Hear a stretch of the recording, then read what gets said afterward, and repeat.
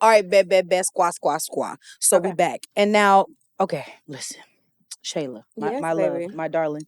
Love you so much. You are one of my absolutely most favorite fashion icons to subscribe to watch, to learn. I be looking like, damn, how she put that shit together? Damn, I would have never thought. Like, your fashion IQ is otherworldly. Yeah. And so I kind of want to dive into this because y'all don't know. So I would like to start by asking, like, who or what are some of your like most iconic influences when you come to putting together looks? Because your fashion IQ is insane. So when it comes to putting together my looks, it's a feeling. Like I don't have any like inspiration. Mm-hmm. No, I'm my own inspiration. I literally challenge myself. Like I feel like there's amazing people that I admire their style. Yeah.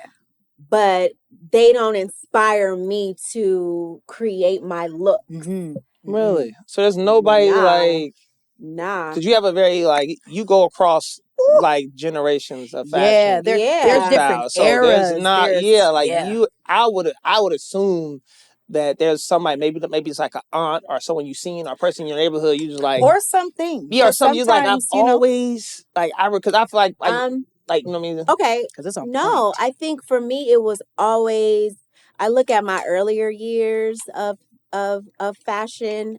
I just never wanted to look like anyone else, even if it was like, what the hell I got on? Like I look at some of my old pictures like, what in Shayla?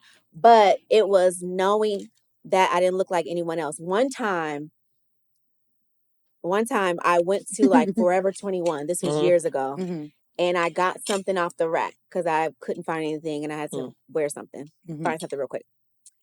I had on this outfit. I went to this party and this girl had on the same exact outfit.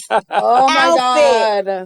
And oh my God. That's what make you want to leave. And she was like, it does. Dressed to like, get away from me. It does. Swing on you back. Get away from me. It's the most like yes, no, I don't want to be grown. Bro, you hate it, bro. You really into like style? Because there's a difference between like being into like fashion and being in style. Yes. Yeah. That's why I've used the term fashion icon. Yeah. It's different. Her like, IQ if you is into style, like it's very particular. Like you like pieces. Yeah. There's you don't like everything. You like pieces because you like to. It's a puzzle for you.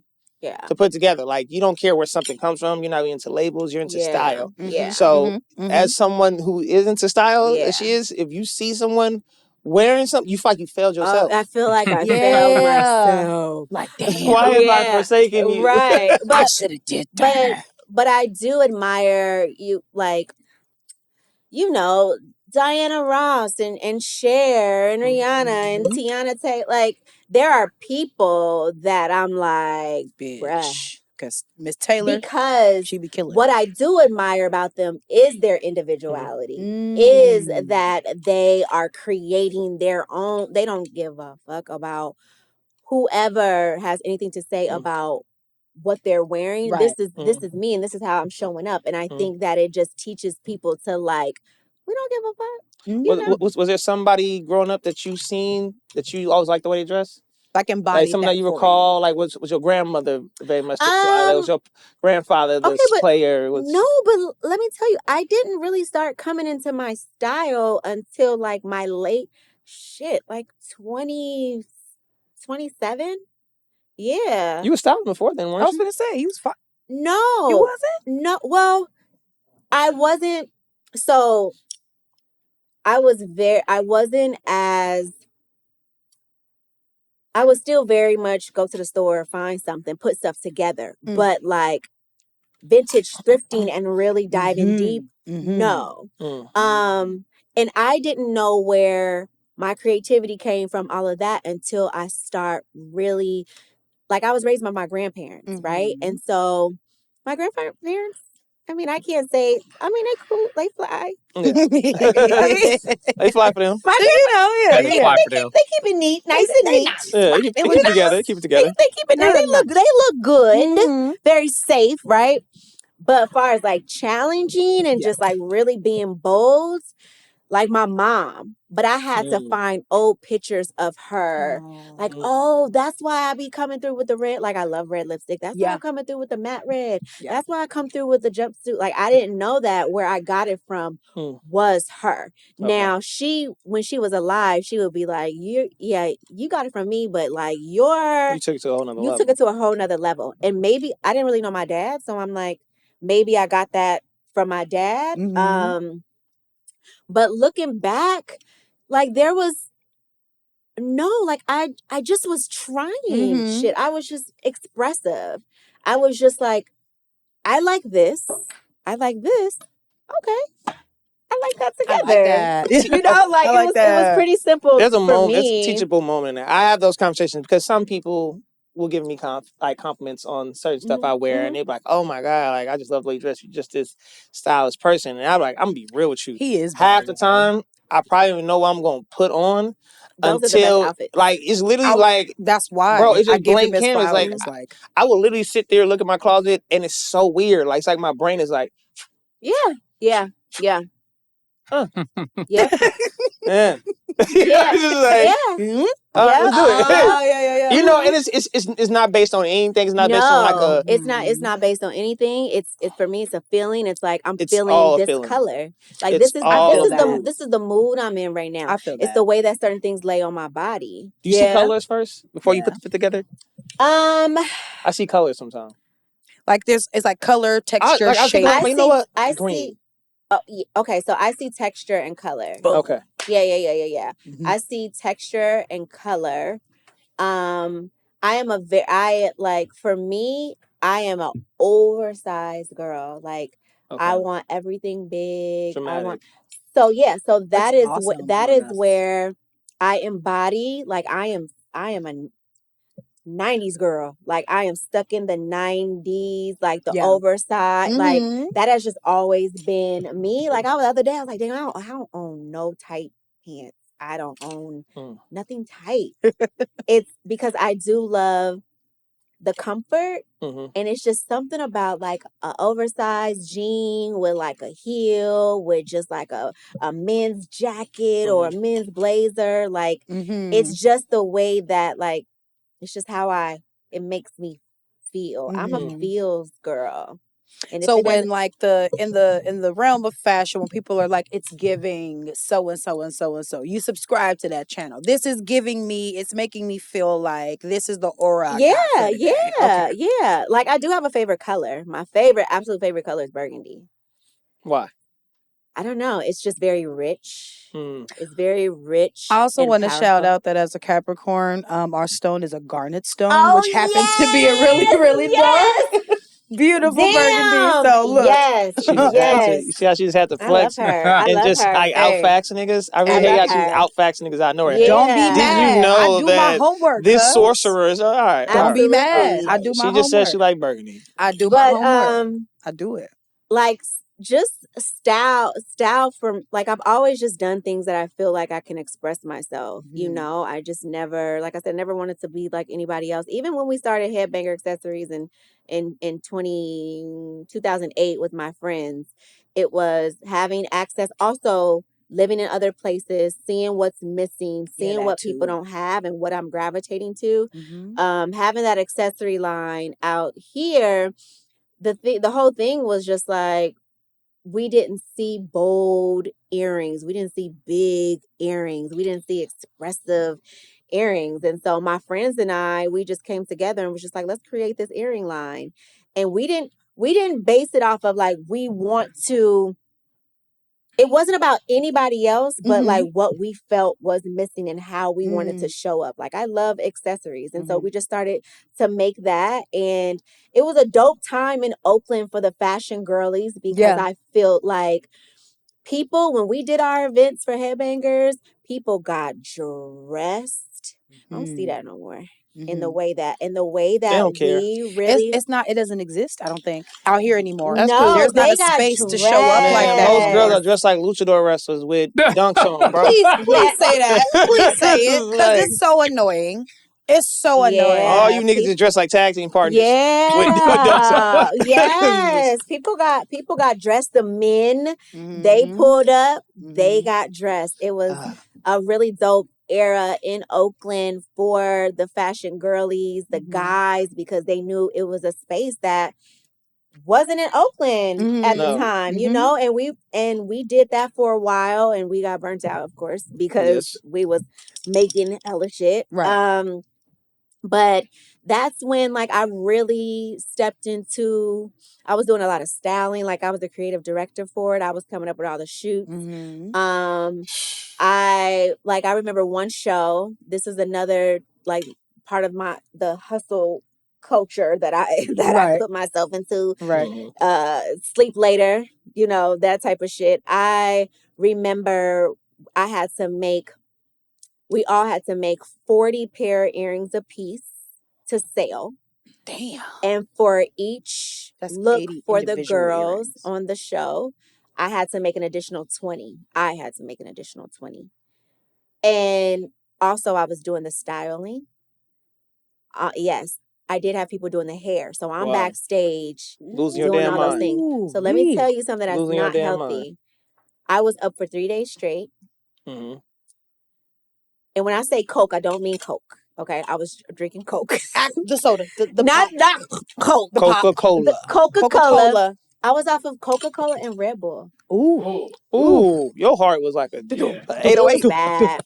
It was bad. But it was like, I got to get this done, you know, like we just had a lot on our plate. But that's right. Like I see a video of myself. It's a video from that show. I was so small. I was like, I was stressed. Like I was stressed and I wasn't really eating. I was creating. And if y'all know leather pants, I was a 1 in leather pants. A 1! A size 1 in leather pants. It's very hard to find good ones. You know, that baby need a sandwich. I was so tiny. But it was just such a dope time in Oakland, in like just being a creative. And I think like, you know, I will always get people say like, you need to move to LA, you need to move to New York. I will get that. And I don't know what it was, but I think I was just so attached to like wanting to create here, wanting to bring something Have here. a staple here. It's a love. Yeah. Oakland is somewhere you don't live and you don't fall in love.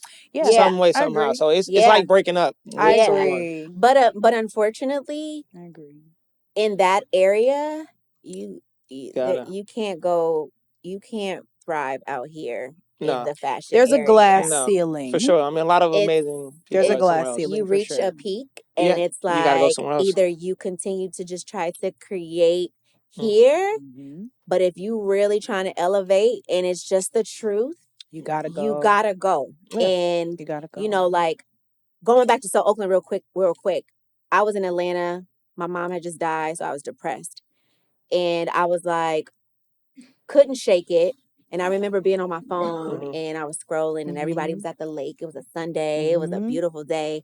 And I was like, damn, I started just thinking in general, like I'm from one of the dopest places in the world. Like we're some really, you know, dope individuals.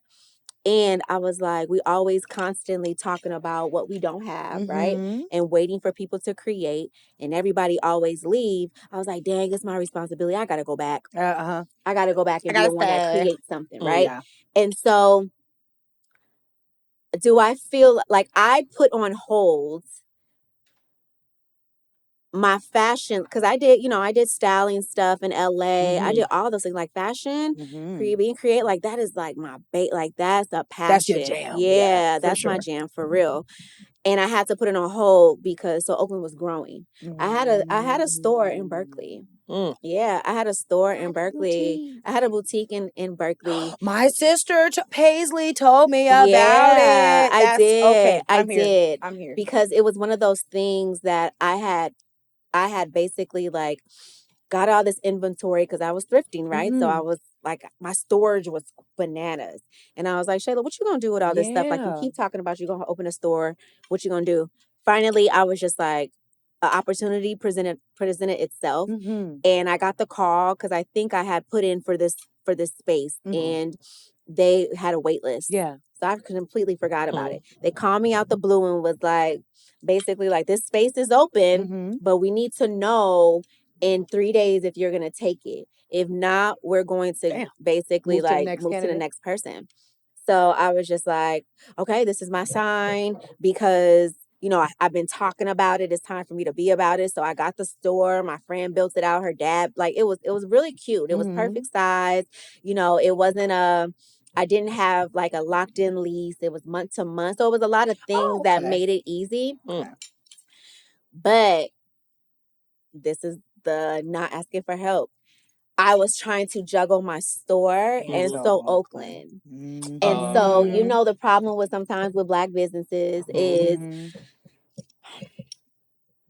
these hours. Have you ever gone to a store and it's supposed to be open and you see like nobody's there, but they're not letting you know they're not there, or communicating like that, right? And so how frustrating, right? That's It's frustrating. It's unprofessional and it's frustrating. And so like I went from being open from Monday through Sunday because that was excitement. I got my first store. It's cute. Pull up I'm about on to be open, Pull up. So I think I was living in Union City at the time. So I had to drive from Union City to Berkeley every day. And I wasn't in an area of foot traffic, right? I wasn't in an area of foot traffic, and that's important. Yeah. And so people who knew I had a store, they would come. But even then, people can tell you, I'm going to your store, and they won't show up, right? At all. And so it was like an appointment only type of thing. And so then I went from Monday to Sunday to like, all right, Tuesday to Sunday. All right, Wednesday through Sunday. All right, Thursday through Sunday. So then I was only open Thursday through Sunday essentially because the weekend. And so then I was trying to get my niece to come in and help me work, but she was just, just young and just like, I don't want to. I would have ran the Let me be your manager. Exactly. And so then I think it was a time where I was trying to do like a So Atlanta or something like that. And I didn't have anybody to watch the store. And then also like some of my events were on the weekends. And so I had to close my store. Yeah. And then so Oakland just started taking off. And I was just like, fuck, like I got to close this store.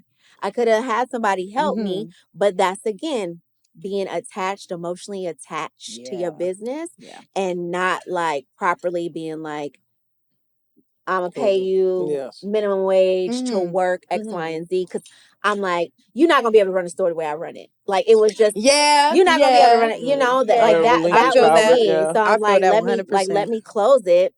And I think the weekend I closed it, I think I was like, everything's $1. Like, it was just like, come get this shit. Because it was just a lot of stuff. So I closed my store. And then I was trying to do online. I was always trying to like, some way, somehow still be attached to creativity. So Oakland wasn't creative for me. Like, it's a different form of creativity, right? Yeah. But not in that way.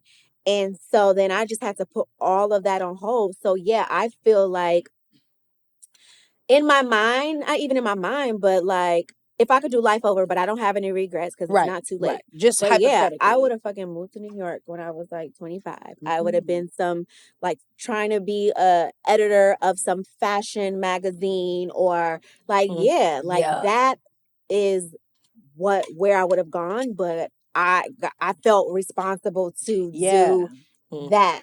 Now, coming from grassroots and not understanding, like I didn't go to school for business. This is something just like passion, right? So I'm learning everything as I go. Right. If I knew those things, then I would have understood like I need a team. Yes. You are doing marketing.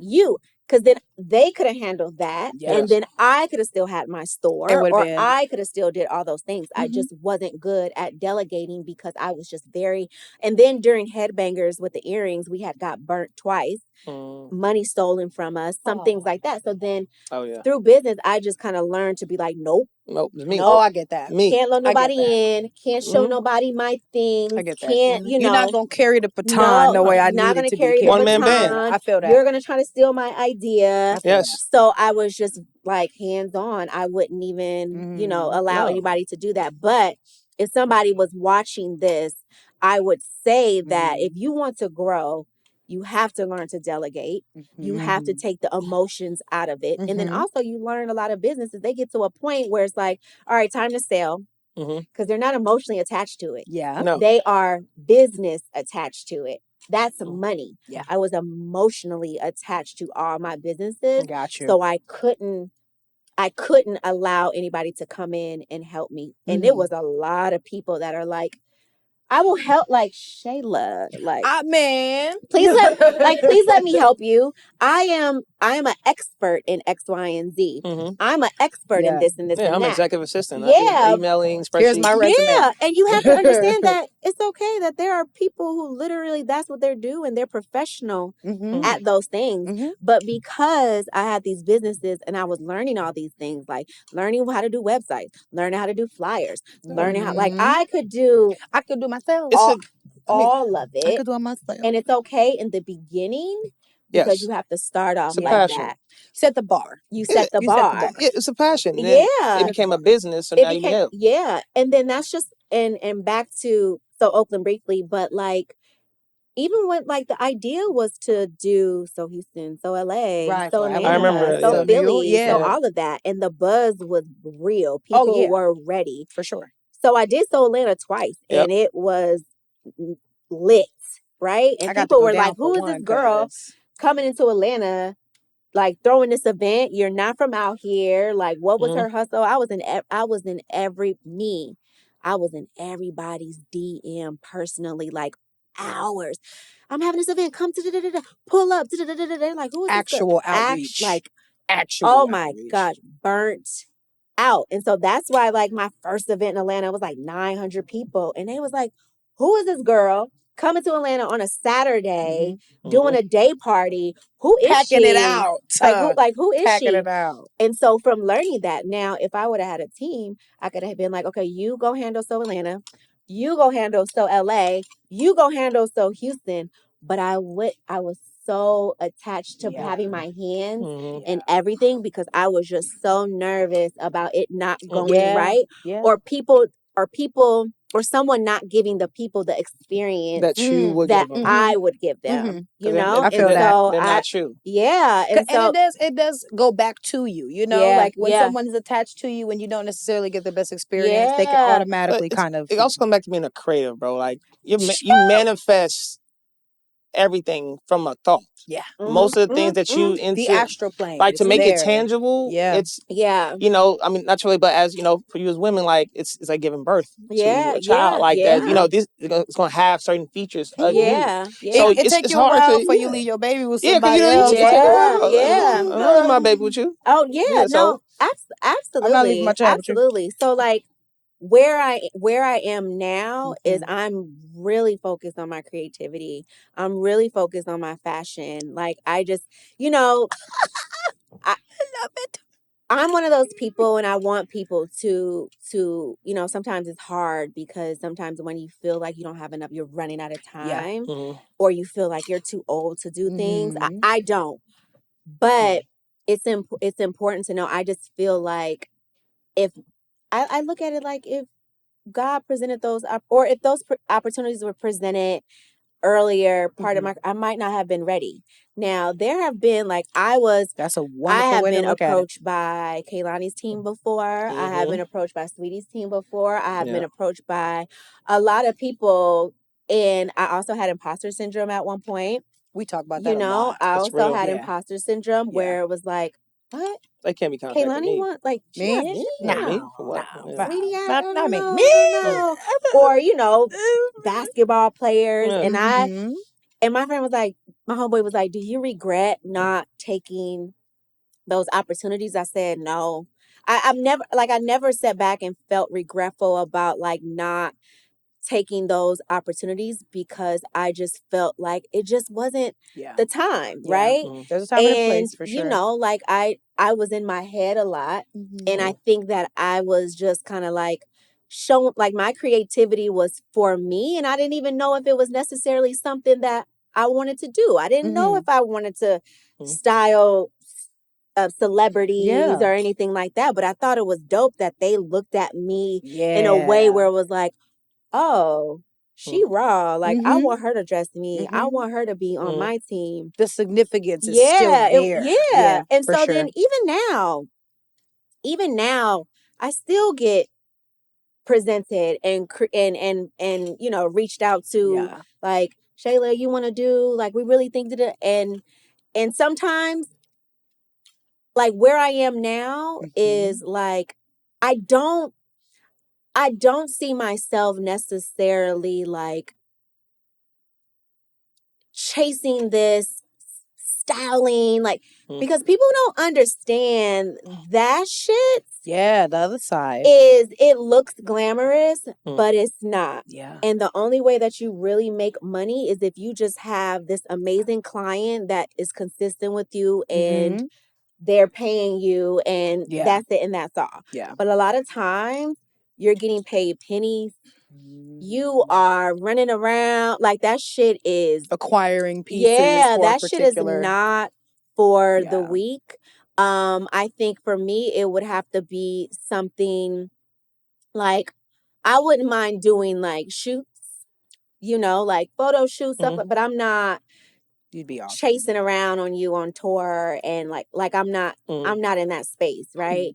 And even though like people see that, for me, I don't like, for me now, I would want to be more of I was talking to my homeboy about this, because he was talking about, like, I think it would dope if you could find some, like, a WNBA client or something like that. Like, I can work with 2 people and let me, you know, be your image consultant and develop your brand, or even with artists too. Like, I can look at artists. This girl, she sent me a message, but she was more so like, let me listen to my music. Oh, that's a creative way. Yeah, she was like, listen to my music. But I think she was sending this to everyone. So I clicked on it, and her voice was beautiful. Her image was trash. It did not match her music. Her music did not match her standing in her panties in a thong, turned around with her ass out. Like, it just, like, she just looked A, B. It didn't, like, I'm like, nobody's listening to your music. Yeah. Like, they're looking at you more like you're sexualizing yourself, which is fine. But the melodic, like, what you selling versus what you giving. Like, I can look at someone like, I know she'll be fired if she cut her hair, if she changed up this, her style does not match the way that she, like, I feel like that is, I would love to go in that direction. That'd be awesome. Because I think that a lot of times these artists be talented, but they don't have the right branding, and they don't have the right image, and nobody's listening to you, because this is a very competitive industry. A very I'm triggered. It's a very competitive industry. It is. How many people can sing? How many people can rap? How many people can sing and play restaurants? A lot. So you have to set yourself apart, because you don't look any different, and I'm not going to pay attention to you. Okay, you know what I'm saying? I'm sorry. I'm having a moment. So it's like, I feel like these are conversations I've tried to have, and with an artist, with his artists I've worked with, and I try to explain to him. One of the artists I work with, he gonna see. Don't give a fuck. He cut his hair. It'll be all right. Okay. And we were having a discussion about it. Just a little conversation about it, because like, I love his music, I love everything about him, and I try to tell him, like, yes, you have the right to change your hair, but if you are trying to be an artist, which is a brand and a business, those small decisions to you are bigger in the grand scheme of what we're trying to make. Because you're not just selling the music, nigga. Everybody makes music. But like, what is something like, why would McDonald's want to invest in you? Girl. You know what I mean? Like, why would Prime Energy Drink want to bring you in and have you like this? It matters down to the way you dress, how you bring yourself, your earrings. Like, it all of that matters. You can't just do things because you want to do it, because that's how you feeling. But it's like, let's say we're dropping a project. And on that project, you had dreads, my nigga. Then we show up to the interviews, you got a fade. Like, if you're signed Which to a is label, that can drastically be a different. conversation. Like, we got to Yeah. acknowledge that. Yeah. Like, You it's know, a big deal. And I didn't want to strip him of his freedom, as a creator. I get Of it. course. You're in a mood. You want to do something Yeah. different.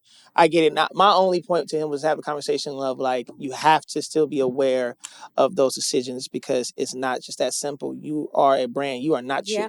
you don't own yourself fully in this perspective. Yeah, Yeah. at that point. Unfortunately, You put it yourself is. out to the public, so you don't fully own your image.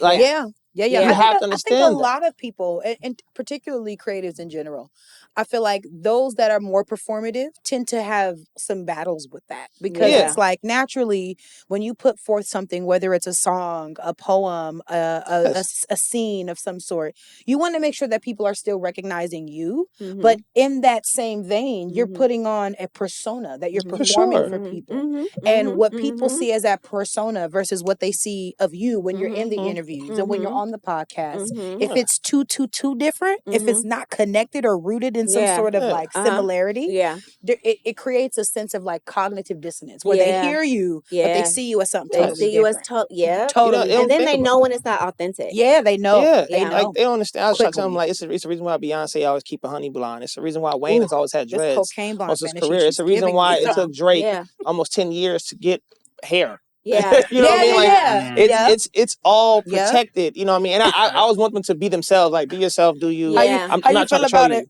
How you feel You know about what I mean? Drake But with hair? it's a reason why it was T.I.'s retiring. He's just now getting dreads. Like, it's a Yeah, reason Saved by the why God. Yeah. all these things like it don't happen. The reason why Usher been having a fade since forever. Yeah. Like, you know what I mean? Like, Yeah. it goes along with your look. Yeah. You know, and I want you to be free, but I want you to understand that like those And things it's have not impact. just in creativity. I think it's just in branding, period. Yeah, Like, can for I sure. like welcome, can I bring up Steph and how there's different eras based on whatever haircut he got? I mean, you gotta think about it. Like, Branding it's still is like the about the same thing. consistency. Yeah. When you It's a start changing it branding. up, it's like Yeah. Because you part of lose what people. maybe selling to an advertiser is your image, and part of your image Yeah. is your face, is your hair. Like, there's a reason why certain artists, Trippie Redd still has red dreads. There's a reason why it took Yachty years to dye his hair. Yeah. I'm pushing this image until I establish myself. Yeah. Then I can Then I step have a little more Exactly. and, you know. Yeah. I mean, and that's that's why, you know, a branding consultant, like image consultant, branding consultant, like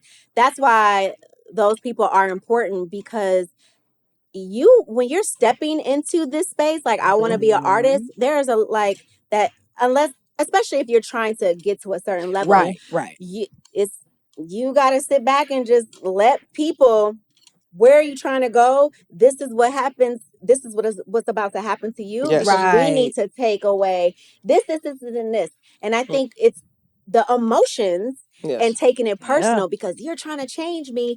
I'm an artist. Well, if you just want to stay this artist that is just going to be performing at so and so in Oakland, you can definitely be that and stay that. But if you're trying to be on a global level, there are levels to that. There's a certain look to that. And it doesn't mean we're trying to, like you said, it could be the littlest things that we're changing that can completely make you more marketable. Yes. You know, and That's the people word. don't understand that. They're taking it as you're trying to change them. It's a personal It can thing. be something small as a woman artist, changing your lip color. Yeah. Like, if you have a signature lip color and it's like, let's say you have, like I said, you have a red, maybe you want to go to more of a nude color.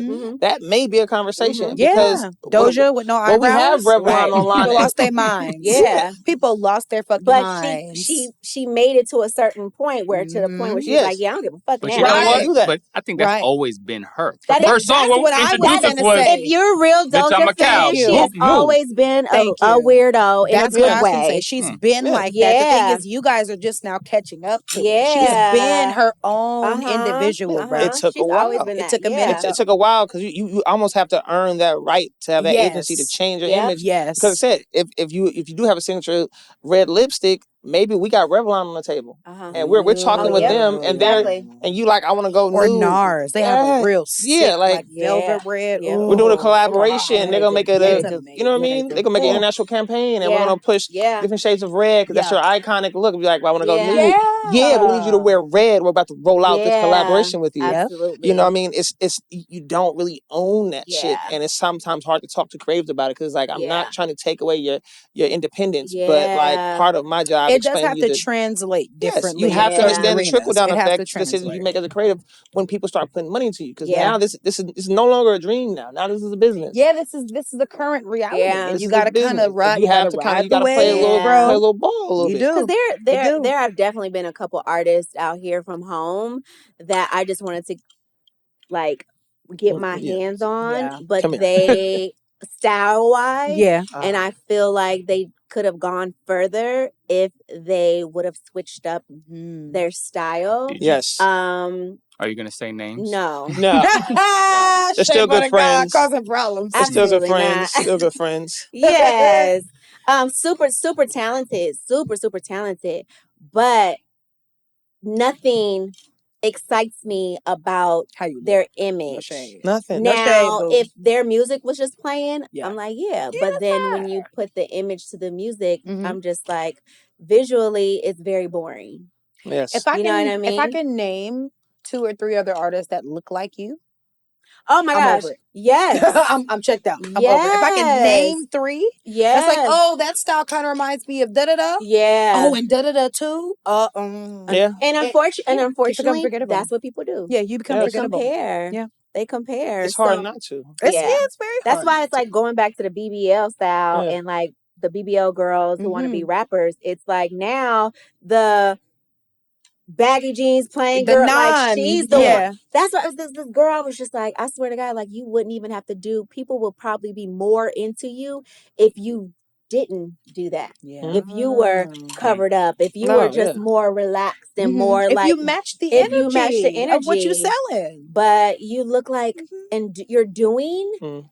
And looking like everyone else, and people just don't understand. You'll blend in. There's a lack of continuity, bro. Like I'm hearing this beautiful, soft, melodic, aura, kind of earthy thing, and then you're giving me no shade. You're giving me sexy red on Instagram. I'm not gonna be sexy red is sexy red. Sexy red. She got hot. Sexy red. That's a lane. And she never tried to be nobody. Thank you. No. She a ghetto girl who's proud of where she come from. That's one of the reasons why I stand Cardi, because I feel like Cardi has been the same Cardi, whether she had the teeth, whether had all the tattoos, she's been the same person. Yeah, it's just now there's money around her, but that's what makes still me the a same fan. person. That's what creates brand. She still goes to McDonald's. She's still like, I'm still me. Bro. But that's an image. That's a brand. It's you.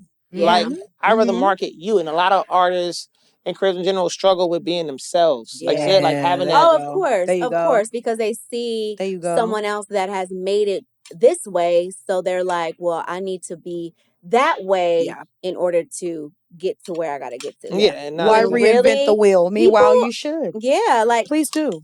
People now, I feel like there was a time where it was a certain look that everybody was gravitating to when it came to the industry, but now, and I also feel like TikTok has helped with being able to accept people in their most authentic self. Yes, because it's some people on TikTok that don't do nothing, but they're just being themselves, and they got millions viral for it, because we're tired of the overly airbrush, overly fake, overly all of that, because that's not real life. No, and people want to feel like they can connect with you. Shout out Meatball.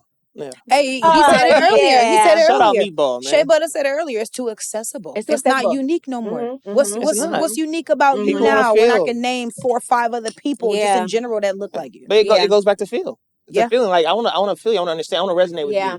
Like, you know what I mean? Like I've seen people try to tell creatives like start filming the regular shit. Yeah. Like, like being like say shout out Meatball because she's a girl from Philly who I just saw on social media randomly, but she's herself. She's not trying to be nothing. She wear her sweatpants. She be having her little stony braids under her beanie. Yeah. You know what I mean? Like she be some content creators. I'm here for it. I love all of that. It's very authentically her. It's cool. Because like you see somebody like her, I'm like, hey, you look kind of like my cousin. I got a cousin like you. Exactly. You know what I mean? So now our Auntie Tabitha Brown. It's real life. Yeah. It's.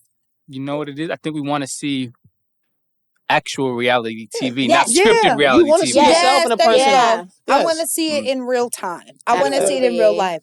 There's like a I was watching I'm such a huge nerd. So I was on the YouTubes and I was watching this guy. He's like a specialist in like reading body language. Okay. And he was saying that one of the easiest ways to disappear from a crowd is if you simply just put your face down. If you're not making eye contact with the people in the room, you kind of disappear in the space because all of the recognizable features, even if they don't look the same, like eyes, a nose, a mouth, these are things that register to us automatically as faces. So when you don't see those things, you're like not in the space. I feel like it's the exact same way when it comes to like how you look and how you carry yourself or how you project your brand. If your brand has identity markers that you can see, it's going to be easy to like catch. But if it's something that is easy to forget because you're hiding it, aka you're blending in with the space around you, then you can't be confused as to why you're not, I'm so unique. No, you're not. Because you got your archetype from another archetype that was based on another archetype. Will say that. Whereas in reality, because there's these recognizable markers that we see frustration that we can resonate with. We see anger that we can resonate with. We can see, you know, you going out and being cute and then you wanting to walk outside with your sweatpants because we can resonate with that. Yeah. Oh, that was me yesterday. That was you yesterday. I was all over the place. Hey, sometimes. Listen, sometimes you get out with the Jesus sandals bro, on. I'm like, that's BS with the Jesus You gotta sandals. go with the flow, man. But it's come down to the cool though. I heard somebody say that like 80% of the world is like copy. But there's like a 20% that actually are the cool. 8% of the world just literally follows it. That's I mean, so true. there's even some aspects of culture that are recycled, but we're not gonna get into that. You say 80%? You feel me? That's So I mean, like, whole so we nother- part of the 20% in this room right here. Yeah. Hey, you like know, there's a small portion of the Absolutely. people who create the cool. Everybody else just follows it. That's just like when I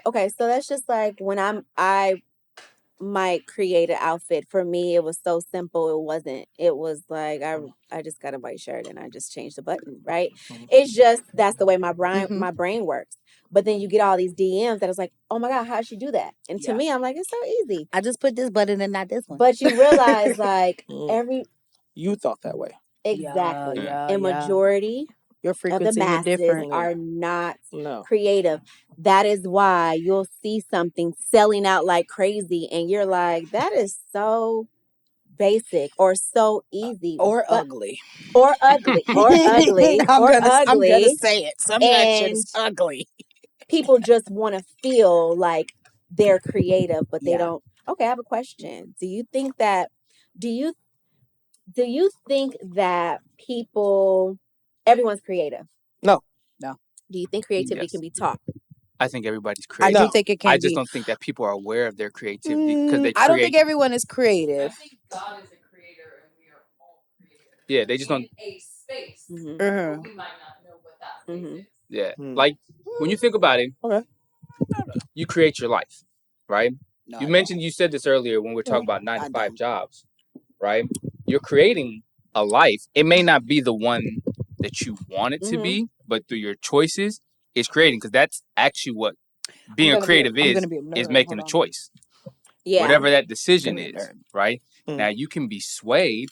You're still creating because everything that you do is affecting you. So you're creating for you. And for me, I feel like let's see. Okay. And just piggybacking off of the question, I'm gonna be a nerd because whenever people ask that, I like to define certain things, right? Because I think it grounds the question in reality. So, what is creativity? Creativity is recognized as the use of the imagination or original ideas, especially in the production of an artistic expression. So, in answering the question, do I think everybody is creative? No. Do I think everybody is resourceful? Yes. There are some people that do not know how to utilize their imagination in a way that is original or artistic. That doesn't mean they can't bring forth new things, but I don't see that as creativity all the time. And for me, I got asked this question. I said, I do, but I just feel like everybody's definition of creativity is different. So if I'm dressing and painting, then I'm like, I'm creative. If this person is taking this, you know what I mean? Like something. Yeah, like everybody's idea of creativity is different. But yes, I feel like some people, like, it might take something for people to realize they are creative. Like, do you think that people who I think it can be do coding, are they creative? Yes. Yes. Do you think that people who... I consider that digital art. Yeah. You know? Like, because I can't do it. Yeah, I can't do it. But you can learn it. I can learn it. I can learn it. I can go to class. I can learn how to sing. I can learn how to businesses are paint. creative. I can learn how to dance. Starting a business is creative. I think, I think so. Whether the business itself is based in like art, I still think there's creation involved. Yeah. It takes for you to be able to take an idea and look at the idea in the long run. That means you have to have vision, right? You have to be able to like look and see what this could be. To me, that in itself is imagination. You thinking of how this can flourish, how this can like grow into a plant. I absolutely think creating a business is creativity. The absence of the action is then why. Then you don't feel like, because I Come talking to the mic. I'm here for that. No, I'm creative all day, but if I don't produce and I'm here for that. see a product, you're not going to regard me as a creator. Yeah. So it's the action and the confidence. I hear that. What then sets us apart. Yeah. So like people are going to recognize you as a creative, Yeah. as a stylist, because you are doing. Yeah. Whereas you can have a lot of ideas, and if you don't bring it forth, then you're not going to be regarded as a creator. I'm here for that. That's awesome. That's an awesome take. I still think most of these niggas are not creatives. Some of that shit be boo boo. But Shayla, what are you working on right now? Creative. Okay. Because I want to know. The masses We want to You know. know need the what? tea, honeybee. I'm working on a few things that, when I was talking about earlier how it took me a minute to get back into my groove. I just finally feel like I'm getting back in my groove, and it's exciting that I'm in this space. I think like when I just went to New York, to do I was picked to be the moderator for the style panel, right? Nice. And I thought that was so dope because I was like, what? And you just never know who's watching you. I'm sorry, you never know who's watching you on social media. And when I was there, and I think that's when I had on these like super wide leg black pants and an orange hat, and I got all these pictures taken of me, and I was just meeting all these, like I met people from Elle and Vogue and all of that, and wanted to know about me. Who are you? What you do? You look like somebody. You look like somebody. And then, it was just like this confirmation that was just like, oh, you need to be out here, right? And then I went back for Fashion Week. And I don't know if y'all seen this dress that was like all these different colors, right? I did. I'm kind of a stalker. All those different colors. Kind of a stalker. That dress, let me tell y'all how I made that dress. I'm a Shayla stalker. I literally cut a hole at the top of a sheet, put it over top of my head, and cut a piece off of the fabric and just tied it. That's it. I seen the whole thing. Here my dumb ass is trying to order something online. Yeah. Right? No, but Use a damn sheet. Yeah. It was a sheet. I don't want to say to sheet. open up your creativity, Kodak. It was a piece of fabric that was inside of this plastic bag at the thrift store on top of the shelf. It was a whole bunch of different bags that had all these different fabrics. My eyes saw that fabric. I took it out, and I've had that fabric for like 7 months, and I didn't know. I was like, I don't know. I feel like I could make something out of this. And so then that's all I did. And people, they're like, oh my gosh, you should create.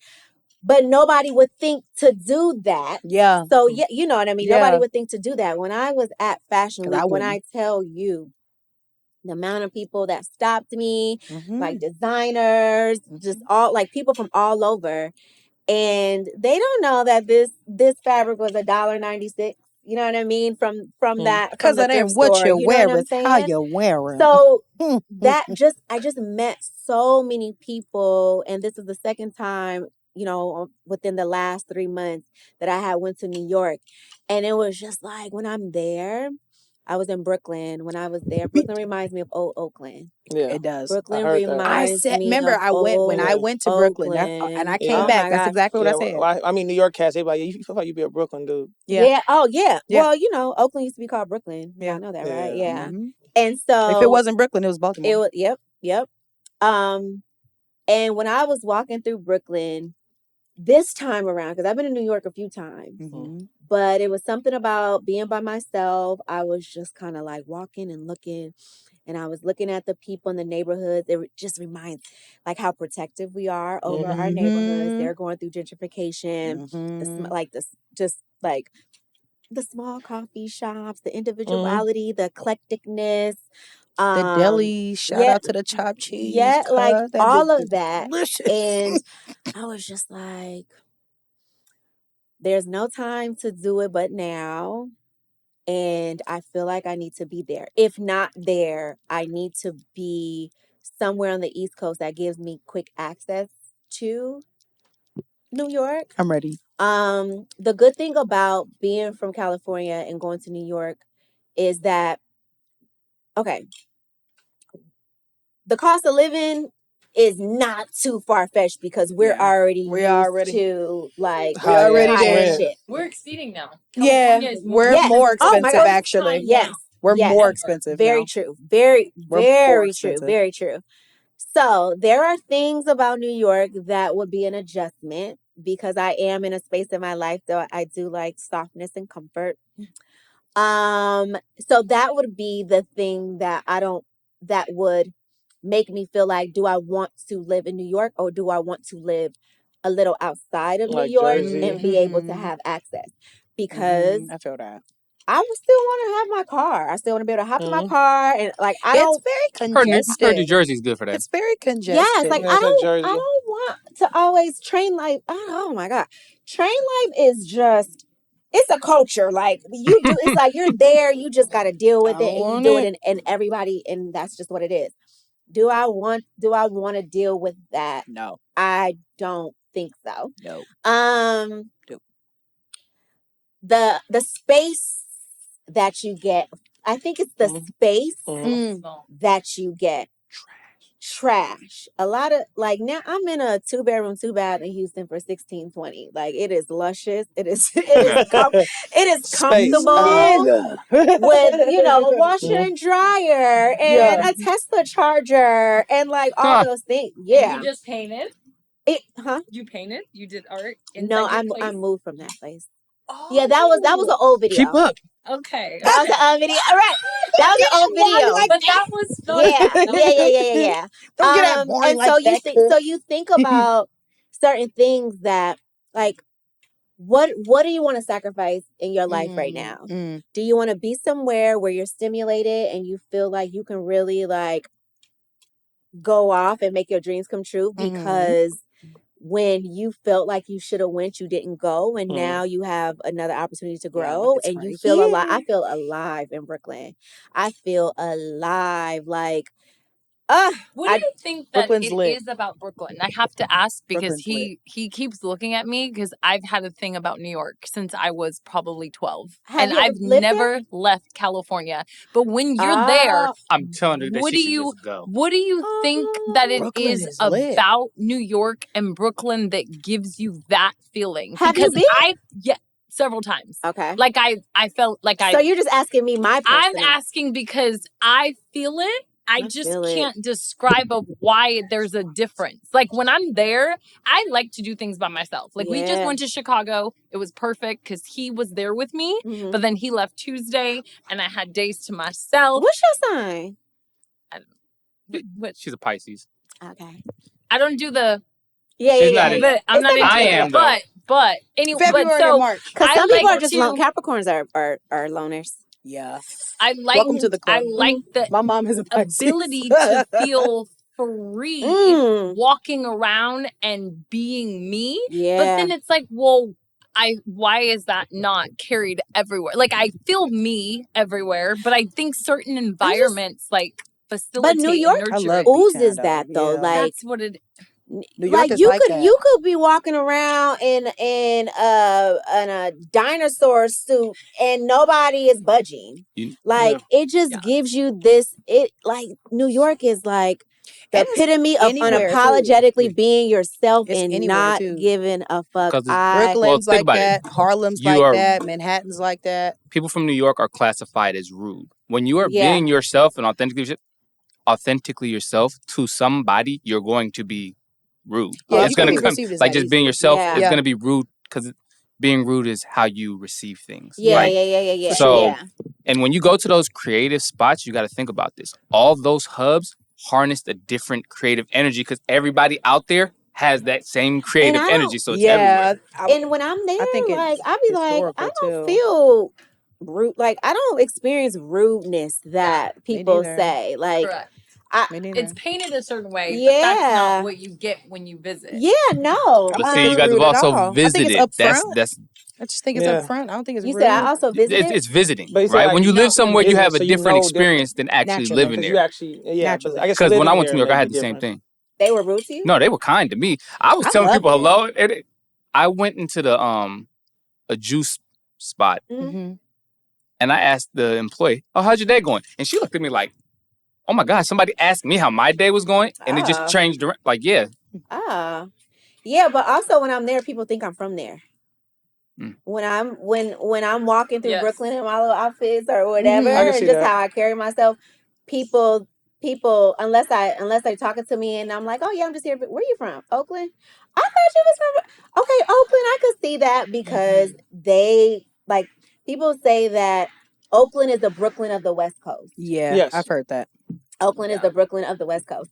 So I just think that when I'm there, I can't, like you said, I can't describe it. I just feel like fucking connected. I just feel like, and it could also be me mourning like how my Oakland used to be and what I missed and like growing up in the 90s and how black it was in our black neighborhoods and how West Oakland used to be so black and it's historical too, and not having that.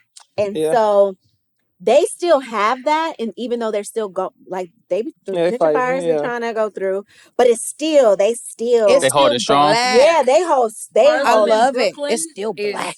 Still there. It's still. I love it. I love it. It's like not like that, but it's more. It's different types of black. It's not just African American. It's also African. It's also the Islanders. It's Cuban. It's Puerto Rican, Italian. It's so much color and culture in there, and it resonates. Yeah, that's why. So yeah, like I'm praying and I'm taking the necessary steps. But when it's time, it's time. But like I said, it's between Brooklyn or DC, like somewhere along there. DC was lit. Love DC. Shout out DC. Everybody knows. I know. Shout out to DC. Shout out Chocolate City. You feel me? Mini Chocolate City. Yes. So when I went, I started in Virginia. Ooh. And I went. Love DC. I got a friend who stays in Virginia, and it was like, walk down the street to Target, and on my walk there, I see nothing but black people. That's it. And it's just like, oh shit, like Chocolate City. It's there, and then going to DC and it's the same thing. And they'll say it's not chocolate anymore. They'll be like, it's not chocolate no more. I'm like, it ain't.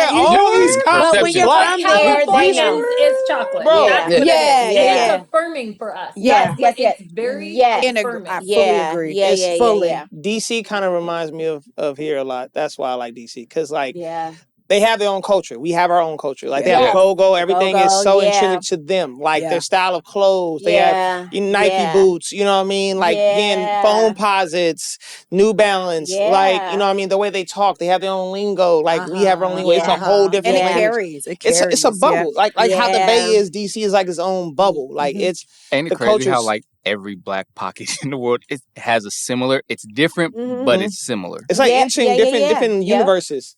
Like DC universe, like going out there. I first fell in love with DC's when I went to a Howard homecoming.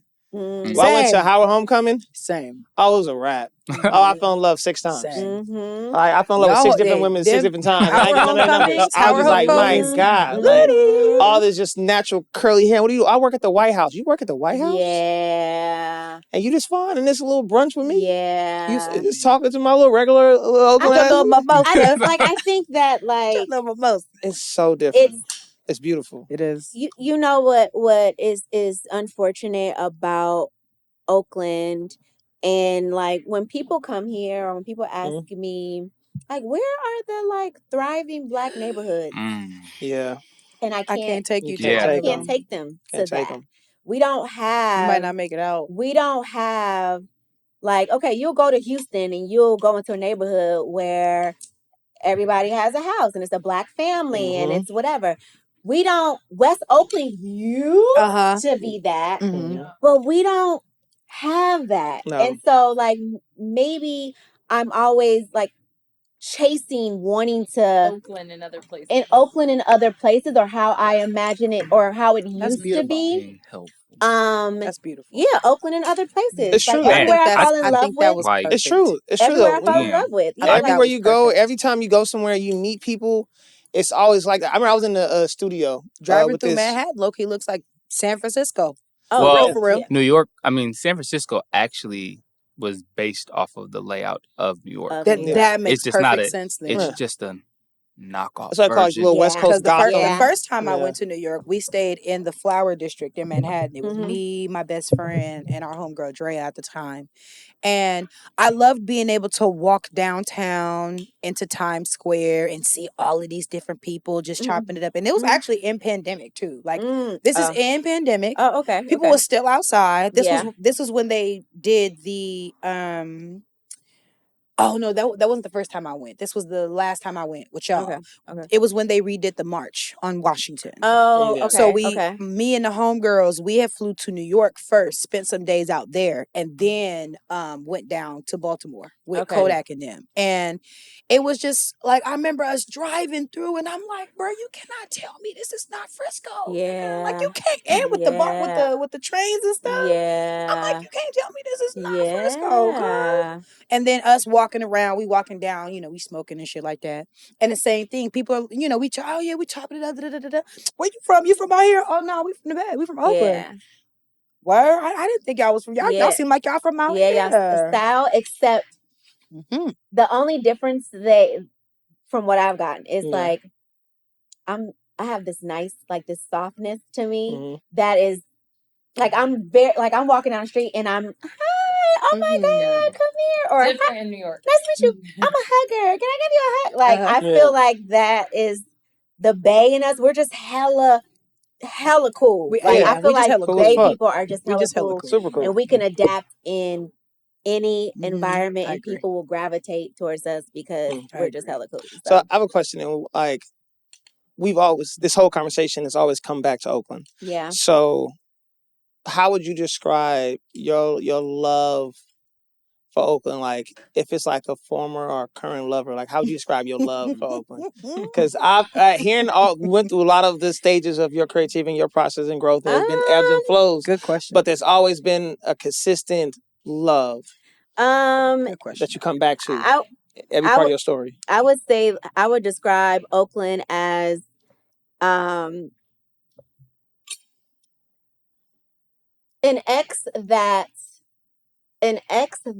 I don't want to talk to, but I want him to call. I got a song for that. Well, a song I'm listening I like to. I like that. An ex that I don't want to talk to. But I want him to call. Because he prepared you for your husband. Yeah. Oakland prepared you for East Coast. Yeah. Wherever you land, it prepared you. Because but then like there's no hate and I can have an attitude and we're no longer together, but when I see him, he makes me happy. You still remember? Yeah. You still remember how he made you feel? Yeah. Yeah. Okay. Yeah, like I said, I have a like I can talk shit about Oakland, but nobody else can. I'm with somebody from else that not from here. They cannot talk shit frequency. about Oakland. Like I, hands down, in Houston, anybody say any shit about Oakland, then I get very defensive. Yeah. And because I'm like, have you even been there? Do you know? Do you know? No, but you know, I'm like, you from Oakland, it's so bad. No, it's not. It's not. Oh my God. Like, okay, we have our issues, but so like I Like get y'all very He's still a good like man, y'all Savannah. don't. yes, I get very Shit. defensive. And then also Oakland is one of them places like it's home no matter where I go. I am an Oakland girl and I cannot like that's why I still like I co-produce Lake Fest because I can't completely just let go of my community. Yeah. I'm still very much so attached to home. I love it so much, but I just like I be needing my space, you know. I be needing to like go do different things, go have other experiences, but I can't completely just like I don't have anything to do with it. It was just like almost when I was like, I'm done with So Oakland. And I had that emotional moment where I was like, I'm done. But I was like, damn, my platform is so powerful. Like yeah, my platform is so powerful that like the people that follow So Oakland, what's that filmmaker name, that black lady, it starts with an A. Ava DuVernay. She follows So Oakland. Yeah, she does. SZA has said some stuff on So Oakland. Like there's a lot of celebrities that follow So Oakland. So the power for me to present the positive, like the good highlights, because we got the what's some bullshit ass pages where everything is about bipping and Bay. There's like Bay Area alert sometimes. Yes, It's that. it's Sometimes exhausting. It's fucking exhausting. But you already know that the way the internet is, like the negativity. Oh, Black Bay Area sometimes, no shade. Sometimes they'll be posting some shit. The negativity like goes further.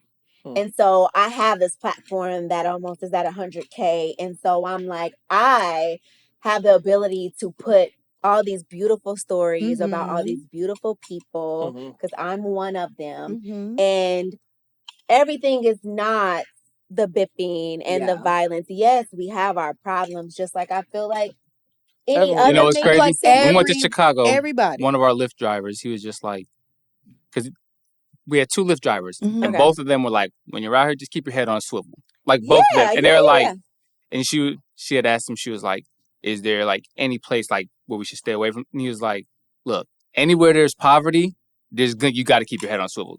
That's just the answer. Wherever poverty exists, that's safely. it. Just pay attention. Comfortably. That's it. I just think that comfortable statement. I just think that's anywhere. Comfortable but statement. you know, but yeah, I really love Oakland. Like I'm here. Like Oakland has made me. Like I am the way that I am because of Oakland. My game is the way that it is. Sometimes it be too slick, some niggas don't even be ready out there. Yeah, baby. Listen, it's envy, not on me, P. It's envy, not on me, P. Okay, Listen. You know, Too like, many isms. it's true. If we can make it here, we can make it anywhere. You know. And so like talking about what I have next. So I did a thrift social. I don't know if y'all seen anything. Yes. But like, So my love for thrifting, my love for fashion, like I always had this vision of just like having these events, like basically blending everything that I do and just making it into something else, right? Like I'm not necessarily like I don't want to necessarily do day parties and block parties. No. But like how do I incorporate my love for fashion and expression and also my love for bringing people together? Yeah. Community. And so like how that happened is like I was like, dang, I've never saw anybody ever do like an event inside of a thrift store. Like I ain't never seen that before. No. Yeah, I never seen that before. And so then it was 2 a.m. I woke up 2 a.m. and I was like, I got an idea.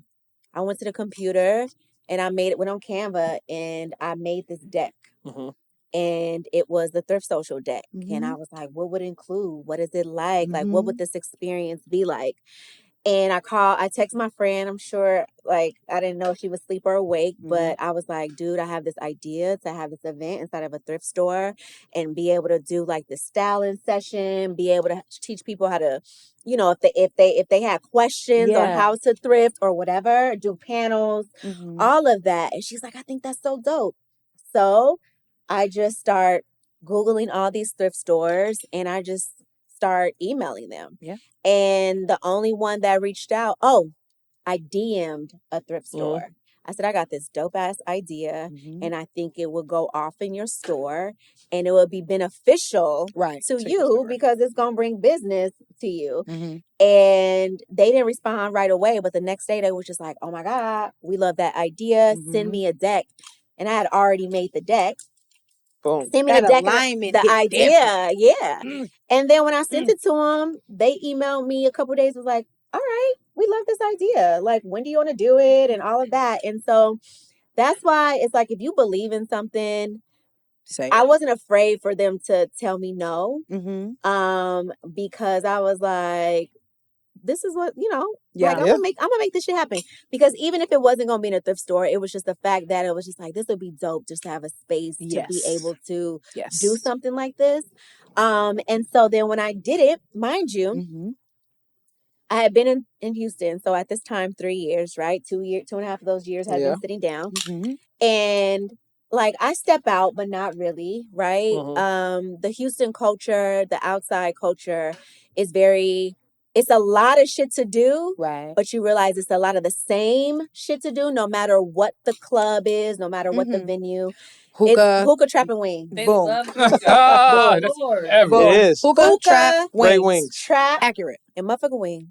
Accurate. Okay? With flavors, all of them. Accurate. And so then it don't matter if it's like, okay, so and so open up a new club, hookah, trap, and wings. Okay, and so throw in a what y'all got? fishbowl We got every so hookah, often. right. Yeah, throw in a trap, and fishbowl wings. every Hookah, trap, so and wings. often for sure. And so then, being from here, when I first moved there, it's new. So it's like, this is exciting. This is nice. But when you realize, like, damn, I want to hear different music, and not even necessarily Bay music, just different music, a different feel, a different, all they do there, it could be packed. Like, people see them TikTok videos, like, oh, it's packed. Literally, people just standing there. It's packed and people are standing there. I think coming out of town and seeing that is exciting because, like, all these Black people ain't no problem. Yeah. It's all of that. So it gets exciting like that. But like, I wasn't going anywhere because I'm like, it's missing. Like, Houston for me, and why I want to leave is I'm not stimulated on a creative level. Right. When I walk outside, I'm such a visual, so I'm missing eclecticness. Yeah. I don't see it. It's one of my favorite things at the Bay. No cap. Yeah. That's one of my Like, favorite I'm things. missing eclecticness. I don't see it. If you see it, you have to team up with the person that is creating that, and it's not that many. No. Yeah. So you have to wait. Like, now I have my tribe of people where I know where all the creative stuff is. Awesome. Outside of that, hookah, trap, and wings. Okay. Yeah. And stripping. and stripping. Hold on. All of those done. All that's done. All that's Strip club. And that's creativity. And It's creativity. Yes. It is So- dancing. Okay. Motion. with the people that I have met, I was just like, I'm about to throw this event, right? And like, I've never been I'm like, if I could do this shit at home, if I could do it anywhere, like, I could do it here. Yes. And I think that, like, I just stepped out and made it happen. And I think, like, what was confirmation is, like, when I saw people buying tickets, and I'm like, oh my God, like, they really fuck with me. I'm able to create this the hardest thing, okay, one, moving to another city, to creating your own in another city. Hello? Making people respect you, like, because some people and it's something different. Something's it's different. Not the same that they're used to. Because people can get very territorial. Who is this girl coming in Houston? Yeah, there's gatekeepers. From California, X, Y, and Z, trying to do whatever. So when I did it, I only had expected, I was like, oh, yeah, I think maybe, like, I was talking to a guy, I was like, yeah, just only like 50 people or whatever. And then at first I was just even wondering if 50 people was going to come, because this was my first event in a new city. Right. Yeah. And so then I remember I put tickets on sale and they were going. And then as it got closer, I had closed the tickets because by this time I had reached like 90 tickets. And then when people were pulling up, I was just so excited. And that just was just like I could really make shit happen. Shit. Yeah. You and really I think can. And I think it's okay.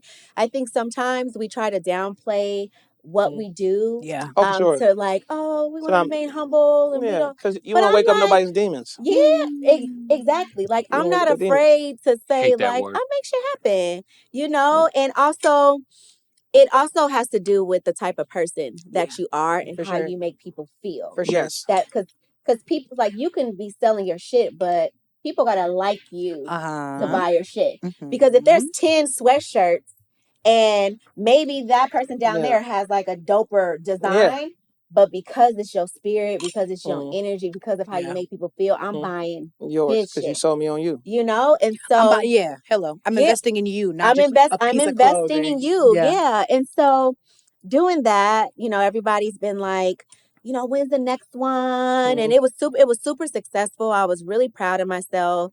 And like to also form the relationships with the people at the thrift store, because this was the first time they've ever seen that. And then after they was like, we want more. I was gonna say they're not gonna leave you alone now, girl. Like, we want more. They're not gonna leave you alone now. People from other cities, bring it to Baltimore, bring it to DC, bring it to New York.